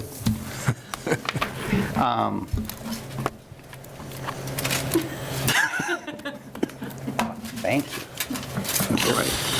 It's a nice small That's peanut one. butter at the end. Okay, and what are these? Those are just chocolate chip with brownie on the bottom.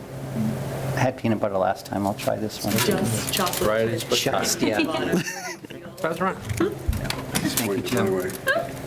He identifies the fat guy in the room. Send him over to the fat guy. All right, next up, Keep focusing on that. number 9, request for certificate of compliance, DP number 143-1042, Beals and Associates, The Cubes, 123 Gilboa Street, map 139, lot 1. Someone Nobody here is here. representing. Nobody's here for that. I saw Todd Maury here. He was here, and he had to leave. But I don't think it's necessary that you even need to stay here, Mr. Chairman, if I may. We visited the site, and I photographed the heck out of it. Not sharing. I'm not sharing, I should share before I start doing that, right? Okay. So, here we go. And the bottom line is that the site's looking really, really good. The only deficiency at this point is that... Say that. I could say the deficiency? Oh. No? The only kerfuffle? The site's stable, everything is as it should, where it should be. The problem is that the erosion controls are still on, and I'd never recommend issuing a complete certificate of compliance while, like, the silt fence is still up, or the, these compost socks are still up, because this is all, like, the grain material is non-biodegradable material.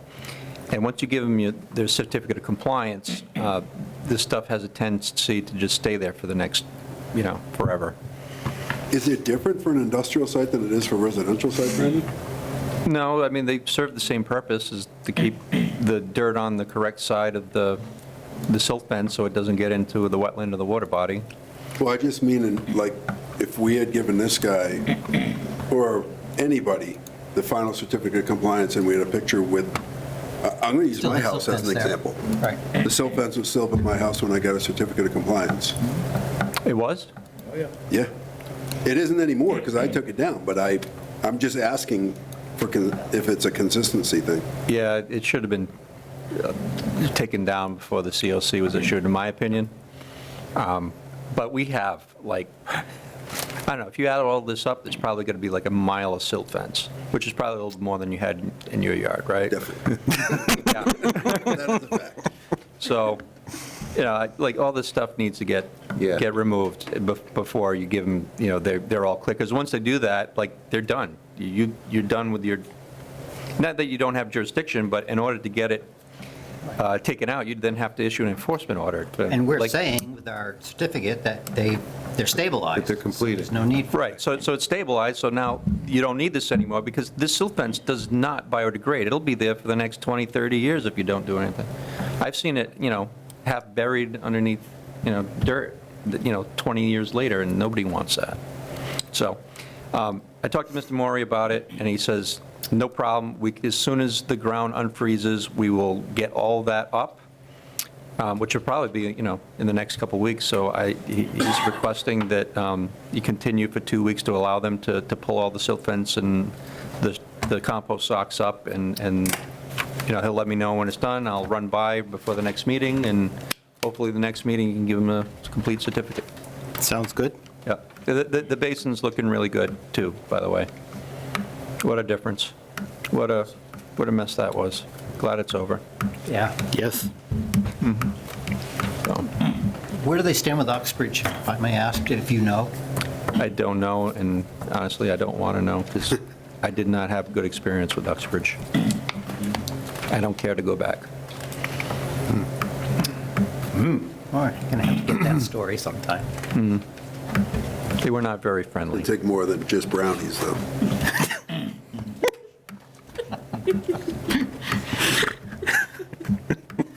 I like porter.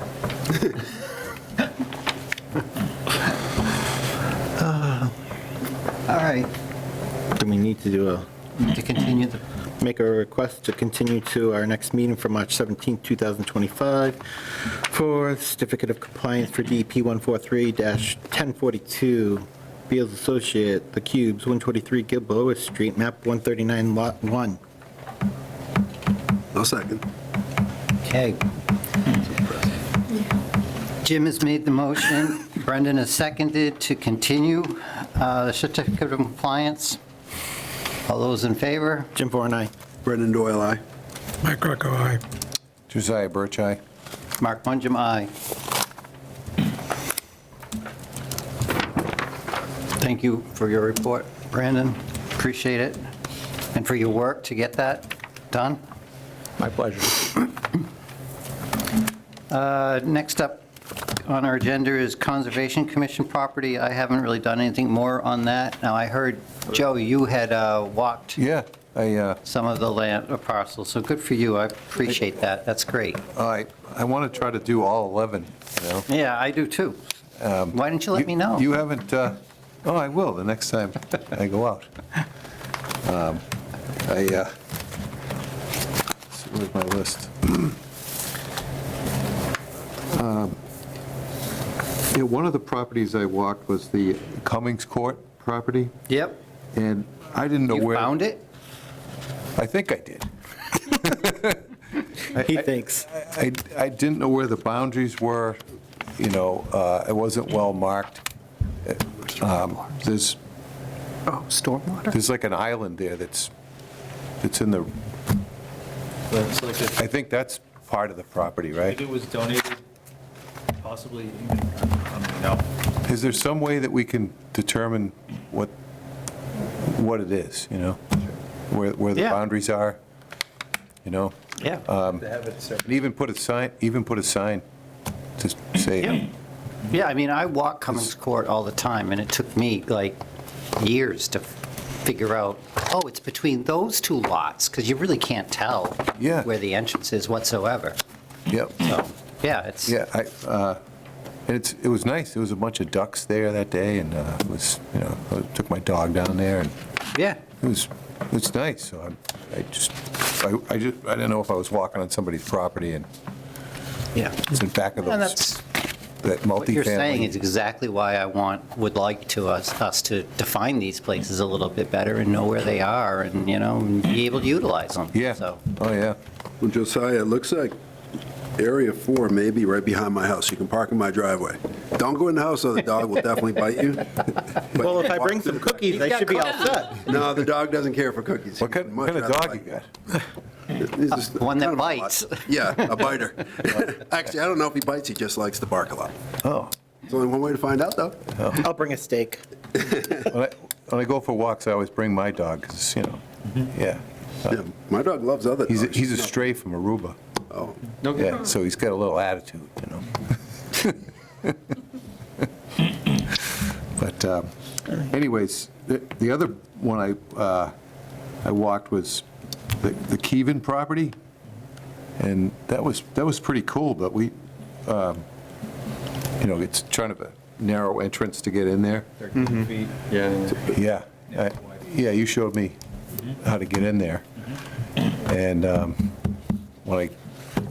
that's where there was a dead deer on the property. Probably like a couple 100 yards in. It looked like he was eaten by a coyote or something. Yeah, so the entrance is He wasn't shot. 14 feet wide. Yeah. And it's 400 feet before it opens up. Yeah. It's that wide from like 400 feet, and then it opens up into the back. It's marked pretty well, too. but there is an easement at the front, right by the road, which allows us to be able to pull a car off and park, or two, probably. Right. If it's clear. The But Open there's like Space Committee is working on that. Right, so that would But be that- beneficial. That would be a great place to put a loop trail or something. Oh, it's great. I mean, I know. it's huge. 60 acres. I just wandered around in there, you know? And I'm like, well, I think I can. Well, I think back. Becky Gallagher is working on a trail plan. Is she? Yes. Yeah. Yeah. The Open Space Committee had some resources allocated towards that property last town meeting, and they had, I think they had a whole network kind of mapped out by a surveyor, so. Well, if they're going to put a trail in, I'd like to volunteer to help out, just, Ooh, I can use the chainsaw, so, all right. Well, you're on. all right. So what they're working on now is they're trying to work on getting an estimate to survey to create the parking area within that easement. They're meeting on the 11th this month, trying to figure out what sort of budget they might need for town meeting. If that becomes a warrant article, this will likely go on to our next agenda, possibly for a motion for a letter of support. But until that comes to fruition, we'll see how that goes. You said they have a meeting when? On The 11th. Is that here? Yes. Thank you. Can we be apprised of those meetings when they're taking place?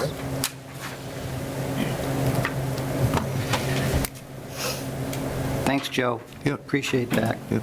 Can I move stormwater up to the next item so that He can, yeah. Absolutely.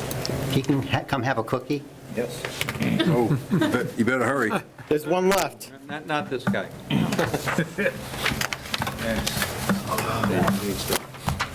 Thank you all. You actually gonna give this guy a cookie? Just for the record, Les Stevens. So I served as the chairman. Okay, come on. Saving it for you. Take one home with you. It's all good. So we formed the Stormwater Committee back in August, working on their requirements that came down before us with the town manager and the order that we had to produce a bylaw by the spring town meeting. So what formed that committee was volunteers from all the boards that, reached out to, from open space to finance. The only one we didn't touch was school committee, but we reached out, even got sewer commissions and people in the ZBA, people in finance board and stuff like that. So that's what formed the committee itself. And We did have the opportunity at this committee, but no one. yeah, it was, I think at the time, looking back, it was one, when you guys were a little short-handed, two, you guys had a long agendas. I think you guys were setting records, in the wrong way. So, You know it. you know what I mean? And I believe there was a 2 o'clock meeting one time, so, quite long meetings at time, again. But it was really, volunteer effort, made of the community, and we pulled a lot of other communities. I want to say, Matt, over 5 or 6 communities looking at their stormwaters, who was the governing charge and stuff like that. And don't think of it as stormwater, it's really MS4 drainage. Think of it that way. You guys think stormwater, it's not just wetlands and things like that. It's really the drainage systems and stuff like that. So our town drains, run off from the property, goes into the town drains then dump into the Mumford River. That's what this license is and what this bylaw is about. And it doesn't undercut any of the other boards in any way. Planning, conservation, none of them. If an applicant has to file regarding their property, they'd have to file and come before your board as well. What we did do in the bylaw was we looked and said, if you're filing before a board, then you have to align with the stormwater. That board then can oversee it. So if you're going in front of the planning board, it'd be part of the application. So the one last step is really for is to put together the regulations, which is the last piece. So upon the adoption, then the regs would be get finalized and building that framework. The goal really was, at the outstart was looking at what we had to do to meet the order, other requests from the overseers, and making sure that we would be in compliance with that. And we made sure that was the case. We also heard, as we were evolving, this was really interesting, is some of the communities that did town-wide adoption of it, the pain points of it. Needless applications. Hey, I've got a 4-acre lot. I don't have town drainage, and I got a farm, but the applicant would still have to file. And the application fees, were, engineering fees, along with the $2,500 application fee itself. And then if you had to put in, some type of stormwater system, it was quite expensive, between, anywhere $12,000 to $15,000. So communities such as Charlton, Auburn, I think Matt brought in some pain points from there. And there was other communities towards, in the Metro West area, that were kind of trying to figure out how they look at it and say, well, maybe we shouldn't have done a townwide blanket, because now we're outside that kind of scope. We're more rural here and stuff like that. And so we really looked through and just wanted to look, how we could meet the requirements. And it wasn't, the communities that we looked around, surrounding communities, Uxbridge and Northbridge and Millbury and stuff like that, those communities had their MS4, because it was drainage, and it would fall underneath the engineering 53.5 for the reviews. They went underneath the planning board. It really involves also the highway department, because the highway department oversees the town drains and stuff like that. So that's what the other surrounding communities are. I know there was probably a handful, maybe one or two communities that might have had it underneath conservation, but that was it. That was really the form factor there. So the lean was, hey, more than 2/3 are going planning board. Why don't we go planning board? That aligns with us. We actually looked at communities, quite a few bylaws to go through, and we had some heated discussions back and forth on sections and voting and language and everything else, which was a great debate. You kind of, it was never going to be like a 5-6-0 vote, at times, and it was some 4-3s and 4-2s and stuff like that, which is what you want. You want some input and some alignment along those fronts. So what is going before the town meeting in May is the red highlighted areas that we've highlighted that really are reference from our consultant, our MS4 consultant, which is Nick. He helped us the last mile along the bylaw as we updated it and got it to 90%. Nick was able to kind of take it the rest of the distance, reviewing it, make sure we met all the requirements. The map, the drafting of the map and stuff like that was actually by Nick as well, with the town input from the highway department. Where's our drains? Where do our drains go, and where do they go from there? So that's kind of what triggered the whole process, and we made sure that the map was going to be reflected in the warrant article. Should the map change, it'd have to go back to town meeting, just so everybody's awareness, and then they could vote on it from there. I think that was the direction of the board, or the stakeholders committee, I want to say, and I felt comfortable with that. It's been reviewed by the planning board, I believe, Matt, and they seem positive on it. I believe the FinCom might have looked at it, and so it's going around, and we as a stakeholder committee sent it out to the other committees just for their input and say, hey, take a look, this is what we came up with. We pulled in, and we had wetland specialists, and engineering people involved, and MS4 people involved, so a lot of technical people involved in the whole process as well as the Water Sewer Commission. They were involved as well, because they impact those drains, as well as our DPW highway chief. So he was involved in the meetings as well. So it was really a good makeup. So we didn't want to leave anybody out when we made the invitation. No, that's kind of how it went, and formed it from there. But next step would be doing the regs and just make sure we finalize those and get those in place. And the regs are really going to be just about the procedural items and stuff like that. Application process. Yep. Copies. That's it. Yeah. Decision time, all the basic stuff. What you have on the screen here is the EPA MS4 regulated area for Douglas. Last spring, we tried a town-wide, an entire town, and that got shut down before it made it to town meeting, right? So that got passed over badly because the residents were all in an uproar of it. So we talked to the EPA over the summer, and they said that you have to do this area. This area is a lot larger than what you see on the map on the board over there, because our consultant was able to fine tune it down a lot further and look at the actual discharge areas that are into the MS4 regulated area. So what our stakeholder committee did was try to find a way to make this meet the minimum requirement of the EPA, and that's what they've done. So I just wanted to show you what the EPA area was, and now what the map is today. And just to go, add on to Matt's thing is, the lessons learned from the other communities that did the town-wide. I mean, if you're, this, I'm going to use, Walnut Street, those are large acre sites. So, they've got more than 2, some of them have 4 acre sites, they're at a minimum 2 acres. But, a person out there wanting to build a barn would have then had to pay a $2,500 fee for stormwater, for drainage, town drainage.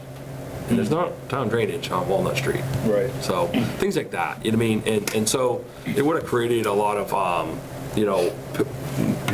paperwork and process and some hardships, you know what I mean, at the end of the day. Yeah, very much so. And I think what has come before and what's been drafted actually is going to make it easier. So any board focuses on the real issues and the real problems that come before them.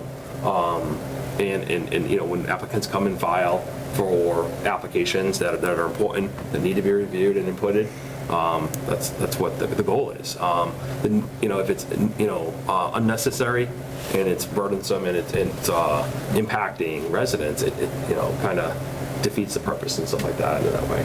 But it's great to have a lot of good input from the community and the consultants that we brought before. Couldn't be proud of the group that was involved, and we went from August to January, February. Yeah, a couple meetings. Yeah, a couple meetings in and stuff like that. So, any questions before you guys? Will this be reviewed by council? It already has. Okay. So it was reviewed by council before we released it to the other committees and boards and stuff like that. We want to make sure the language was right. Right. It was reviewed multiple times by Nick, who was our consultant, because there was some last minute changes that we went in there. Just some verbiology, some words that were repeated twice and stuff like that, but minor stuff, but we wanted his input. But this way here, boards and committees can focus on, have a map, go by that, like anybody else with wetlands, right? You go by the map and you say, are you impacted or applicable, and do you got to apply and things like that. Makes it easier that way. So this is very similar to that with the MS4. So it's going to help the town move forward, so we stay in compliance with our drainage license that helps us to be able to drain into the Mumford River along these roads and roadways. So it looks to me like the lines are based on drainage basins and not on property lines, correct? 100%. Yep, town drainage. So if you might have a piece of land that only a small portion of it is within the zone. So if you're proposing work that's outside of that area, you wouldn't be impacted. But if you are proposing something that is within that area that's shown, then you have to file or... Well, there's really a review process, so you may have to come before, the consultant, which probably the agent, which might be Matt, to say, okay, what are you doing? What's your project you're proposing? Like anything else, if someone was proposing a barn, horses and things like that, and they would say, okay, what's the area of disturbance, and what's the impact here? And from there, if it goes to the next level. Doesn't have to be 1 acre. Yes, it's 1 acre of disturbance and more. Yep. 1 acre. And that was set forth. We're rural out here and stuff like that, so that was the what was recommended to us. The 1 acre. Being rural out here, it's a little different. You know what I mean? If you're in Newton, the whole town's MS4. So the whole map. Right, because it's all the drainage, everything's drained. You're in Newton, you know what I mean? Because there's no, they do a town-wide blanket, and that would make sense in that area. Well, 1 acre of soil disturbance. Right. Not just land disturbance, but soil disturbance. You have to get a construction general permit from the EPA and write a stormwater pollution prevention plan. But, so that would be required for anybody, regardless of where you are. But this, all you have to do is, like, say you're just cutting down trees in 1 acre. Well, I think, where we talked about it is, and what we covered was, you still have the ability, if you want to go with trees, harvesting. So the laws date back to the 1700s regarding harvesting of trees, because it's considered a crop. on the Massachusetts books. And it was a way of heating your house. So back then, and it still is today, quite a few people. So you can go in and harvest, a certain amount of trees over a certain acreage and stuff like that. It's not like you're going and clear cutting. That's completely different. But if you're harvesting trees for firewood, for heating and stuff like that. That would be an exempt agricultural activity. So, we can go, there's things like that.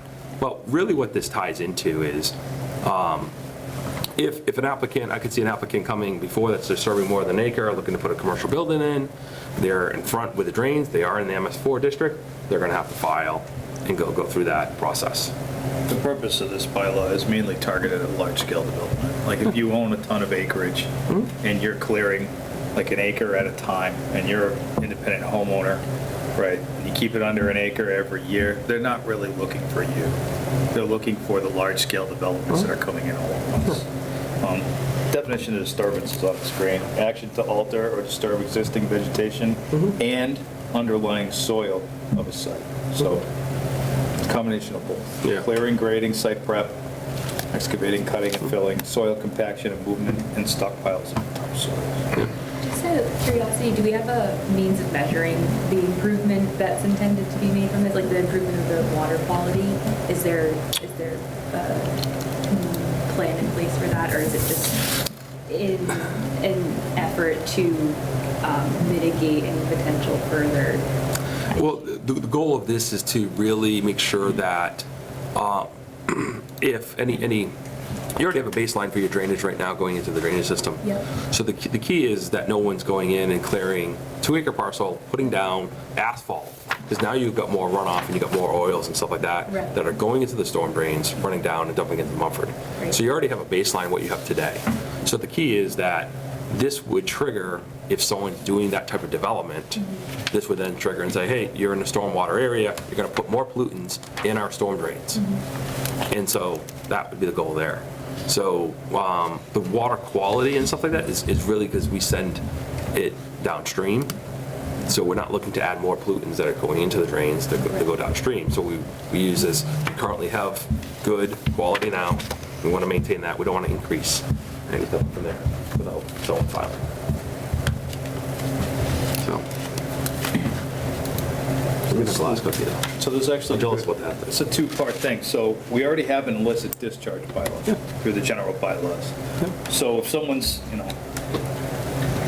taking their sump pump and sending it into the roadway, like that's an illicit discharge, and that would fall under the purview of this commission. This commission handles illicit discharge under the general bylaw. The stormwater bylaw is looking at large-scale development for stormwater, not necessarily the illicit discharge.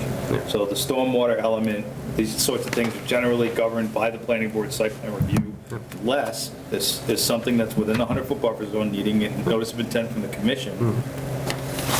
Stormwater bylaw isn't intended to replace an application where someone else's jurisdiction applies, that being the commission. Yeah. So this bylaw would not replace an NOI for someone who's doing this within 100.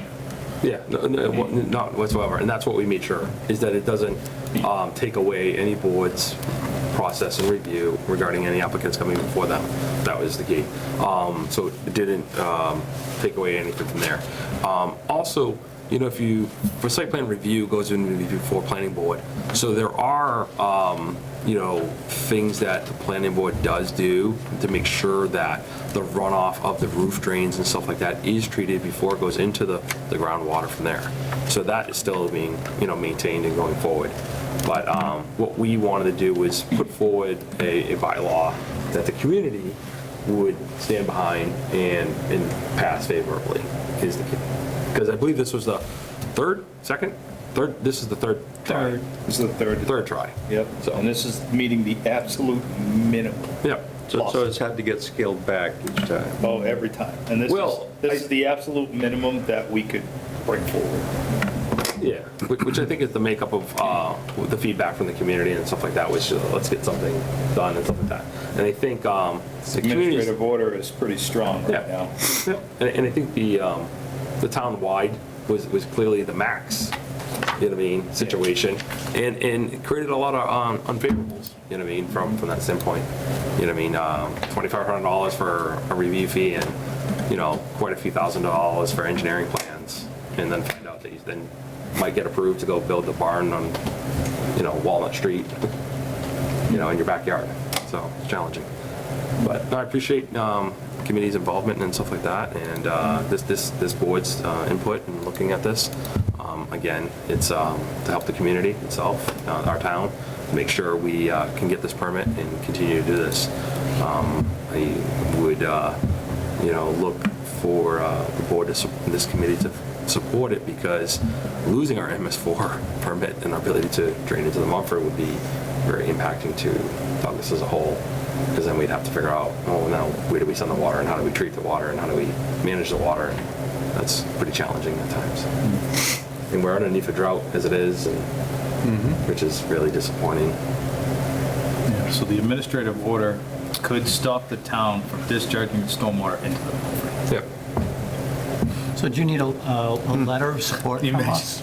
Imagine How what do you that would stop do. that from happening, though? We don't want to ask. That's the, I mean, I think them just to say, hey, knock it off and we're going to close the pipe, you know what I mean, put the cover on, you know what I mean, again, I hate to see that. That's silly. Yeah, but, no, I just think, you know, you guys have a possible vote and stuff like that if you're in support of it, you know what I mean? You know what I mean, I think it was very well crafted, involved. Again, what I said, a lot of boards and committees, members and stuff like that, the invitation was put out for you guys, but at the time you guys had a stacked agenda. So timing and stuff like that would have not been best at that time. But now that you guys are, you know, full board and stuff like that, but at least you can see the product of what happened from there.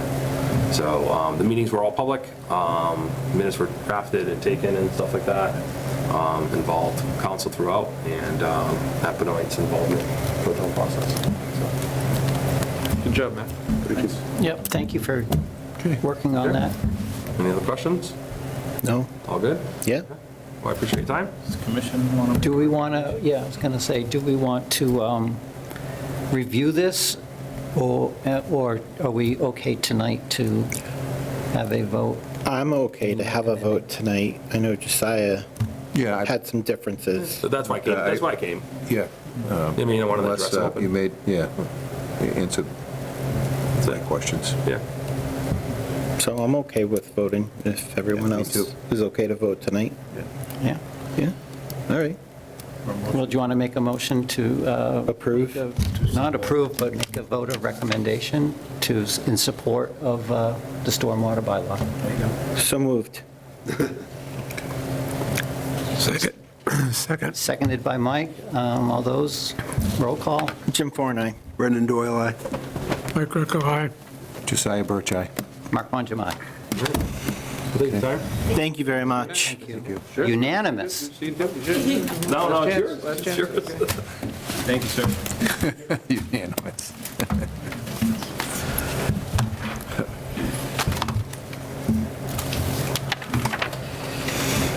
What else is left on the agenda?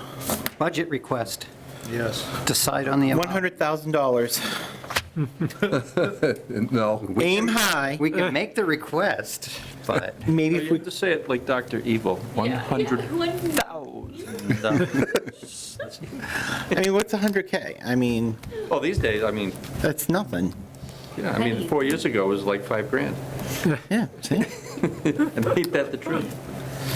So we're looking at, this is, I think, for signs, right? That's Yeah. what we're looking for, Yeah. for signs? So I think Becky just bought some signs for the Keven property. She spent like $500. So if there are. 500 for that little sign? No way. Oh, 350 or something like that? I can't No. remember. No, it was pretty good. I gotta get the Are sign. they going to melt after a year? She had to submit for reimbursement. I don't remember the exact total. They're not- I'm they're not saying, terribly I'm going to expensive, tell you it that's right. didn't exceed $500. I had to buy a 4x8 for a project in Connecticut, and it was less than $500. Full color, All right. big one. How long does it last? It'll, so, I don't know, it'll last forever. As far as it's a project sign, it's supposed to last forever, I assume. nice. So I was I don't know. I was just asking because Yeah, that it's seems not- really cheap. It does, believe me, I'm with you, but they're not terribly expensive. 10,000? So I was going to recommend a budget of 2,500.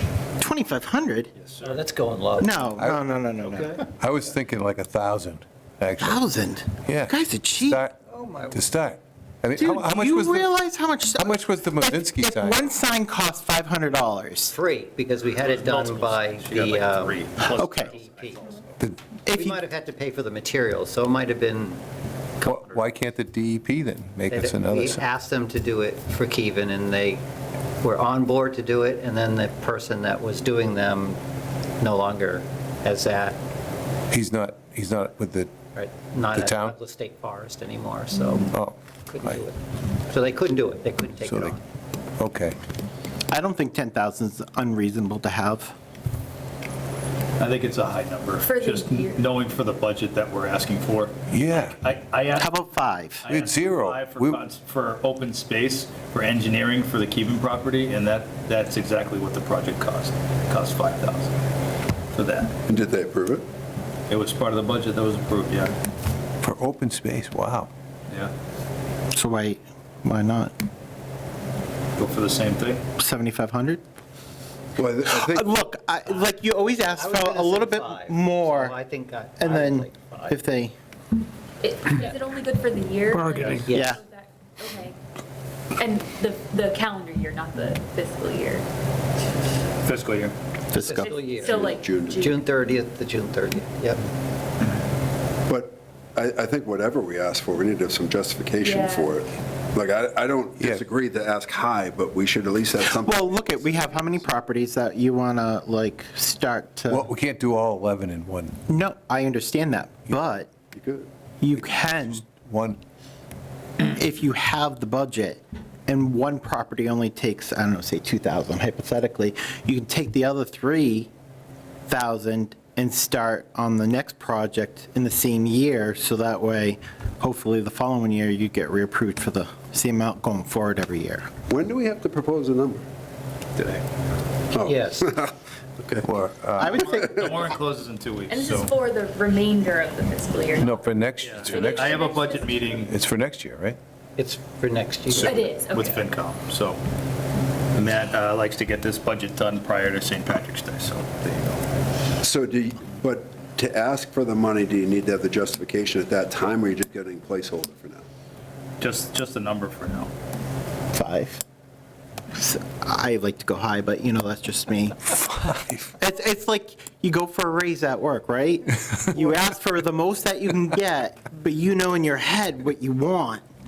Well, but I don't think you're wrong, but if you think about it, just say it was $300 a sign, I don't know, I'm picking a number, and you wanted 20 signs, that's $6,000, right? At least there's some math, and you can say, well, we Yeah. asked for 5, or we asked for 6 based on this calculation, and I would think to support it, if we get a placeholder, Yeah. we would have to go out and get prices from people for exactly what we wanted, and show them, here's what we want, to justify it. Right. I said, like think you there said, would be Brendan, some- 500 for a sign, we probably look at that. We're talking about signs, but there is some other Things work that we can would do. need to be done, whether We it might be. want to get some, Tree cutting to be, that. Some orange you tape? can't do, some survey to know. Some survey Putting tape? it actually, the sign is going on the land that we own. it's like you $10. know, So, Going on a tree is. Well, and putting the sign in itself, Right. Like, we need a few- planting the right. sign. So, I mean, How about 2,000? God, you're cheap. No, I'm not. Yes, you are. It's the town's money. 500. It's taxpayer dollars. I live here, I know, I pay the taxes. It's the town's money, I know, I live here, I know. They go up every year anyways, so what's another extra $50? Probably shouldn't say that, but Let's say 3, 3,000? yeah. Let's say 5. What if we say 5 and then we are just, we're careful with our money and use it wisely, and if less. there's anything left at the end of the year, Just it goes goes back. back. Yeah, so we have extra wiggle room if something, if a project. And if you need a survey, they're not cheap, right? What are they? No. Won't get very far with Yeah, the you could survey. spend 5,000 on a survey. Okay, and you're laughing at me because I want No, 10. I know, but we're not planning to survey any of the But property. you could also make a plan to do a couple of properties a year for the next 5 years. So Right. we need 5,000 a year for the next 5 years, maybe we'll get all the properties done, or whatever the number is. No, that's the way to look at it, absolutely. So Matt, what's a number that isn't going to scare people away? You've had experience with Yeah, this. 5,000 is too much. I think 5's probably the max number that's not going to scare. All right, then go for 5. For each year for the next, Well, you don't have to determine that right now, do you? No, it's No, it's this just a year. one. It's year It's to- just for this year, yeah, so let's to do year. 5 for this year. Remember, we haven't gotten any money for We- several years. zero, We're yeah. behind, Everyone Yeah. else. we're way behind. Yeah, I get that, but And shouldn't we have money in a pot for the notice of intents? You do. You do. You do. So two things. Roughly half of the application fee, the money that comes in, goes into your Wetlands Protection Act fund, which the Conservation Commission has control. It's a revolving account, right? So at the end of the year, the Select Board may take that money for the general fund for their own purposes, but you have the right to spend the money for certain purposes, right? Then you also have the money you're taking in through the bylaw. So you have the bylaw fund, and you actually have a little more leeway with what you can spend that money on. So, yeah, you do have your own money. Sort of, but they've Sort of. taken it. Who took it? Yeah, is there a way to see how Selectmen. much? Selectmen. They took the WPA money? I'm sure they, Mostly every year, yeah. I'm Mostly sure every they, year? Is Yeah. there a way to see how much has been taken? I could get that information. So was it basically a spend it before they take it kind of situation? Yeah. So keep that in mind. Is there an amount this year that we've accumulated? I don't know. All right, well, going forward, Yeah, remember, can we have Fiscal year. so going forward, we can still ask for the 5,000, but going forward, can we have a monthly, like, Well, how much money have we Why we earned? should ask for 5,000 is because we Exactly. haven't gotten this money in the past. Yeah, yeah, that's from going 0 to 5,000 though. That's, I mean, if I was on the Finance Committee, I'd be like, oh, what are they doing? You know? And I have a feeling you're collecting more than that. Oh, I'm in sure. application fees. Are we? I would say so, yeah. Yeah, easily. I mean, even, like, yeah, I mean, look how much stuff is just in the wetlands alone that come through us, and how backed up we were last year. Right? Jim, make a motion. I'll make a motion for $5,000. I'll second that. Thank you.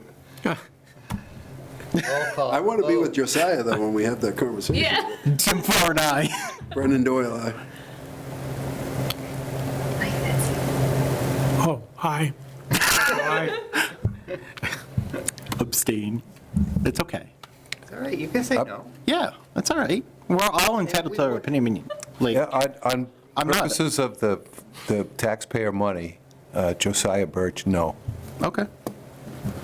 What a guy. I respect you. I like, respect yeah, you too, that's fine. yeah. I think it's good that you have that opinion, because it is good to have kind of balances things out a little bit, but I also think that you got to start somewhere. Maybe $5,000 is too high. I think it's, You don't ask for it's my opinion. You're not gonna get- I think it's way too high.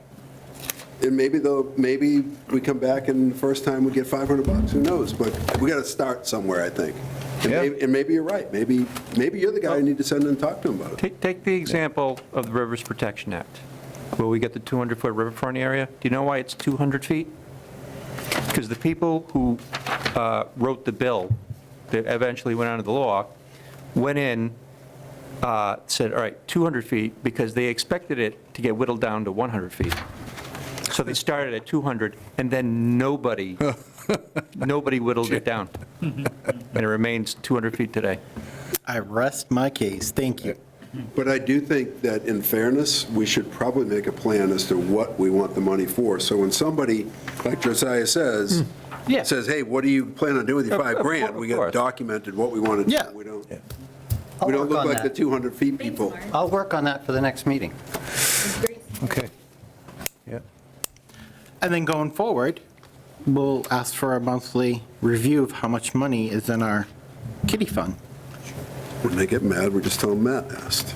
Yeah, remember, it's fiscal year, which starts in July, so you. So starting Yeah, in July. After the next town meeting, they would, Right, so I if they think it may. take, if they take the money, okay, so if they take the money, say, to town meeting in May, and you have the right to use it ahead of time, then that's your prerogative. Okay. And it can be used for signage? Yeah. If it's an appropriation in the budget, yes.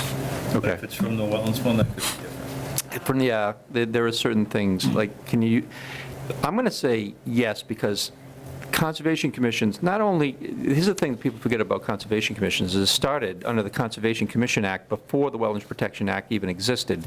And the one thing that the Conservation Commission was in charge of was acquiring and preserving open space. So, yes, that is, I would say it's one of the things you can't spend money on. Thanks. Yeah. Just for my own edification, how do we pay you?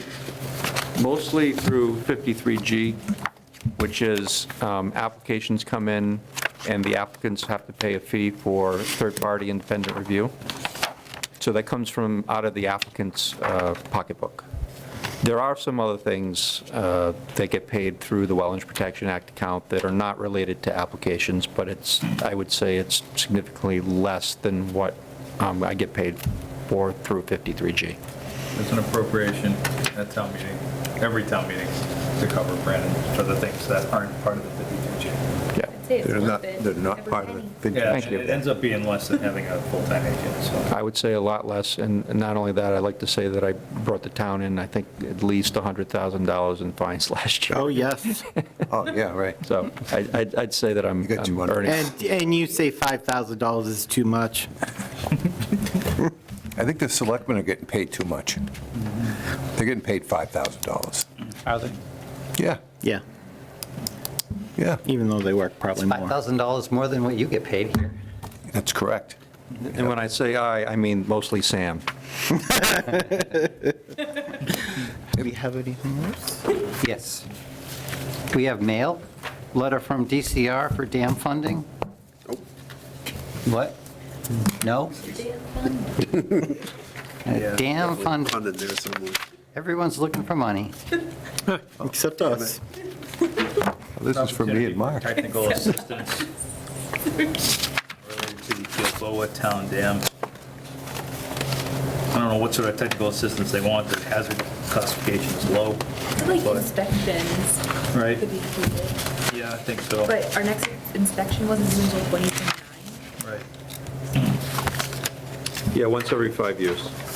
You're required to submit an inspection report to the Office of Dam Safety. The ODS. And what's the Blackstone Valley Logistics? That's a notice of a new owner. They just. Just have a to know. notification? Yeah, they're Okay. just letting us know because that was one of the conditions of our order. Okay. Dear damn owner. I did have one thing just to, which is not on the agenda, but it's a topic. For the Did attend the Massachusetts Conference for the of MCC. Conservation Commission's meeting, annual meeting at Holy Cross the other day. I mean, I like that kind of stuff. I'm kind of a nerd going to these meetings No. and listening to different talks. And so I attended 4 different talks, did not see Brandon's talk, unfortunately. And, you know, learned a few things. The first one I went to was Massachusetts biodiversity goals. You know, and it talked about the threats to diversity, such as pollution, habitat loss, environmental justice, invasive plants, habitat fragmentation, and climate process, and just what, you know, what things we can do to try to improve or to maintain diversity. So that was the first talk I went to. The second one was kind of interesting. It was about grants and grant opportunities. Learned some interesting things at that one. They did a lot of talk about the trail grant that I know that you guys talked about it at the last meeting and the opportunities in that. But, I mean, you can get grants to do grant writing, which was pretty shocking to me. So, yeah, there's there's monies out there and available. It takes work to try to get it. The land grant, which is the local acquisition for natural diversity grant, is a big one. It will give you 52 to 70% reimbursement for purchase of lands for passive recreation, conservation, or even for conservation easements, to help with conservation easements. It's a pretty intensive grant to apply for. You have to have a lot of information, you have to have done your homework, and you have to purchase the land before you get the money back. So that can be a difficulty there. It's not a problem as long as you don't get federal funds Right, right. these days. But, you know, I was really quite interested to hear how much money was available and how much, you know, how many, like this year, I don't know how many grants, but they had a lot of money available, and they have a lot of grants, money out there this year, so. The next talk I went to was improving wildlife habitat.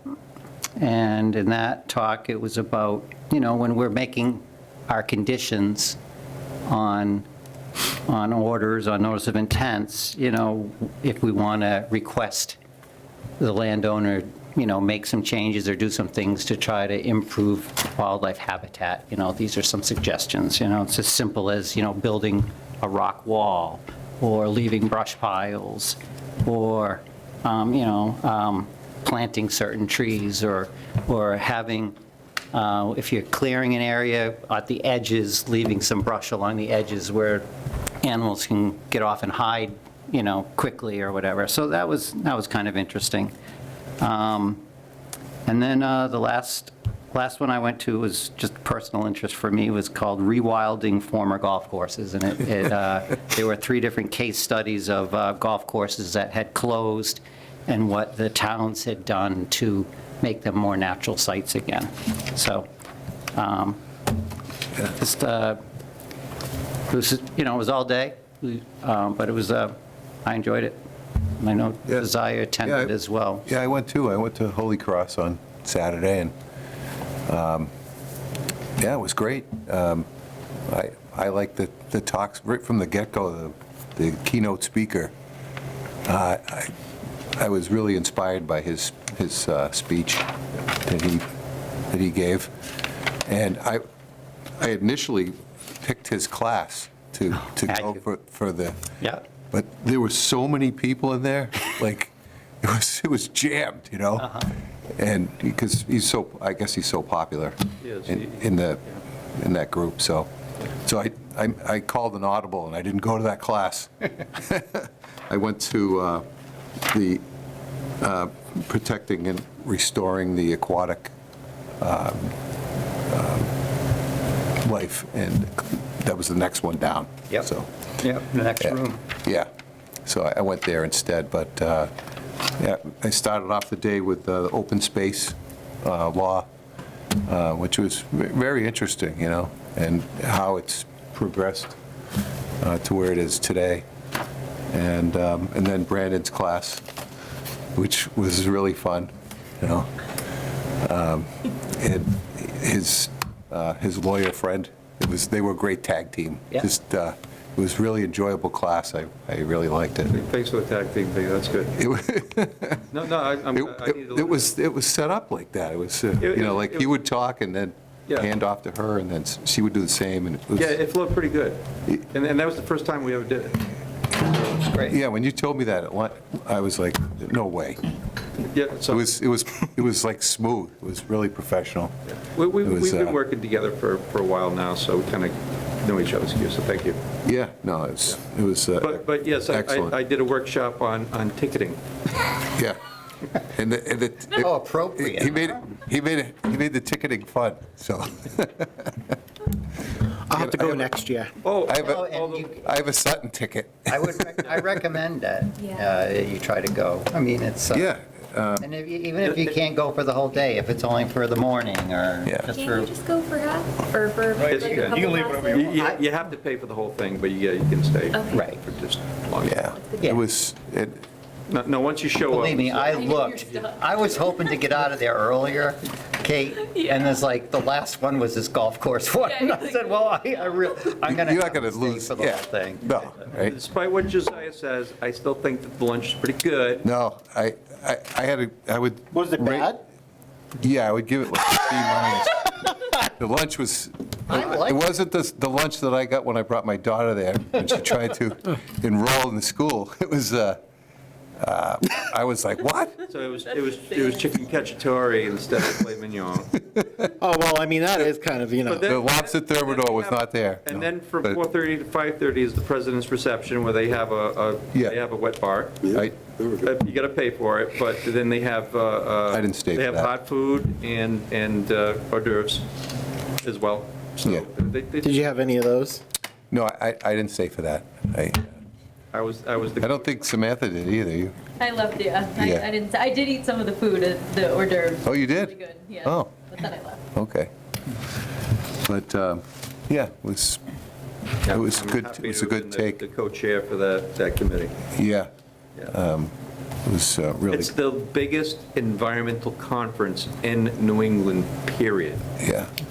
But And they've been doing it there for 40 years, because I know, I went when I was like 19, I think. Correct. yeah. oh, really? Yeah, yeah, but Since the right, 80s. right. The guy was his 50th year. Yeah, Right. McGregor. McGregor. His 50th year on the board of directors, and that was his swan song. He stepped down after that day. Yeah. Yeah, 50 years. He practically, what do you call it? He's like a charter member of MACC. He just about, yeah. Yeah, usually keynote speakers are terrible. They're like, oh, is this over yet? That guy was unbelievable. I recorded it, Oh, nice. so it's going into the archives. And when I found out in my second class, when you said that everything was recorded, so I guess we can access all this Well, stuff. they don't have like taping it, but all The slideshow? all the slideshows will be available to you Yeah, in like a week or two. yeah. Yeah. So I could. Any I could handout still- materials. I could still reference this class, even though I went to the other one. Yeah, Yeah, it was jammed, Mark. It was packed. I can believe it. Thanks for the recap. Yeah. Thank you. That's all. Yep. Anybody else have anything? All right, free to go. Make a motion to adjourn. Second.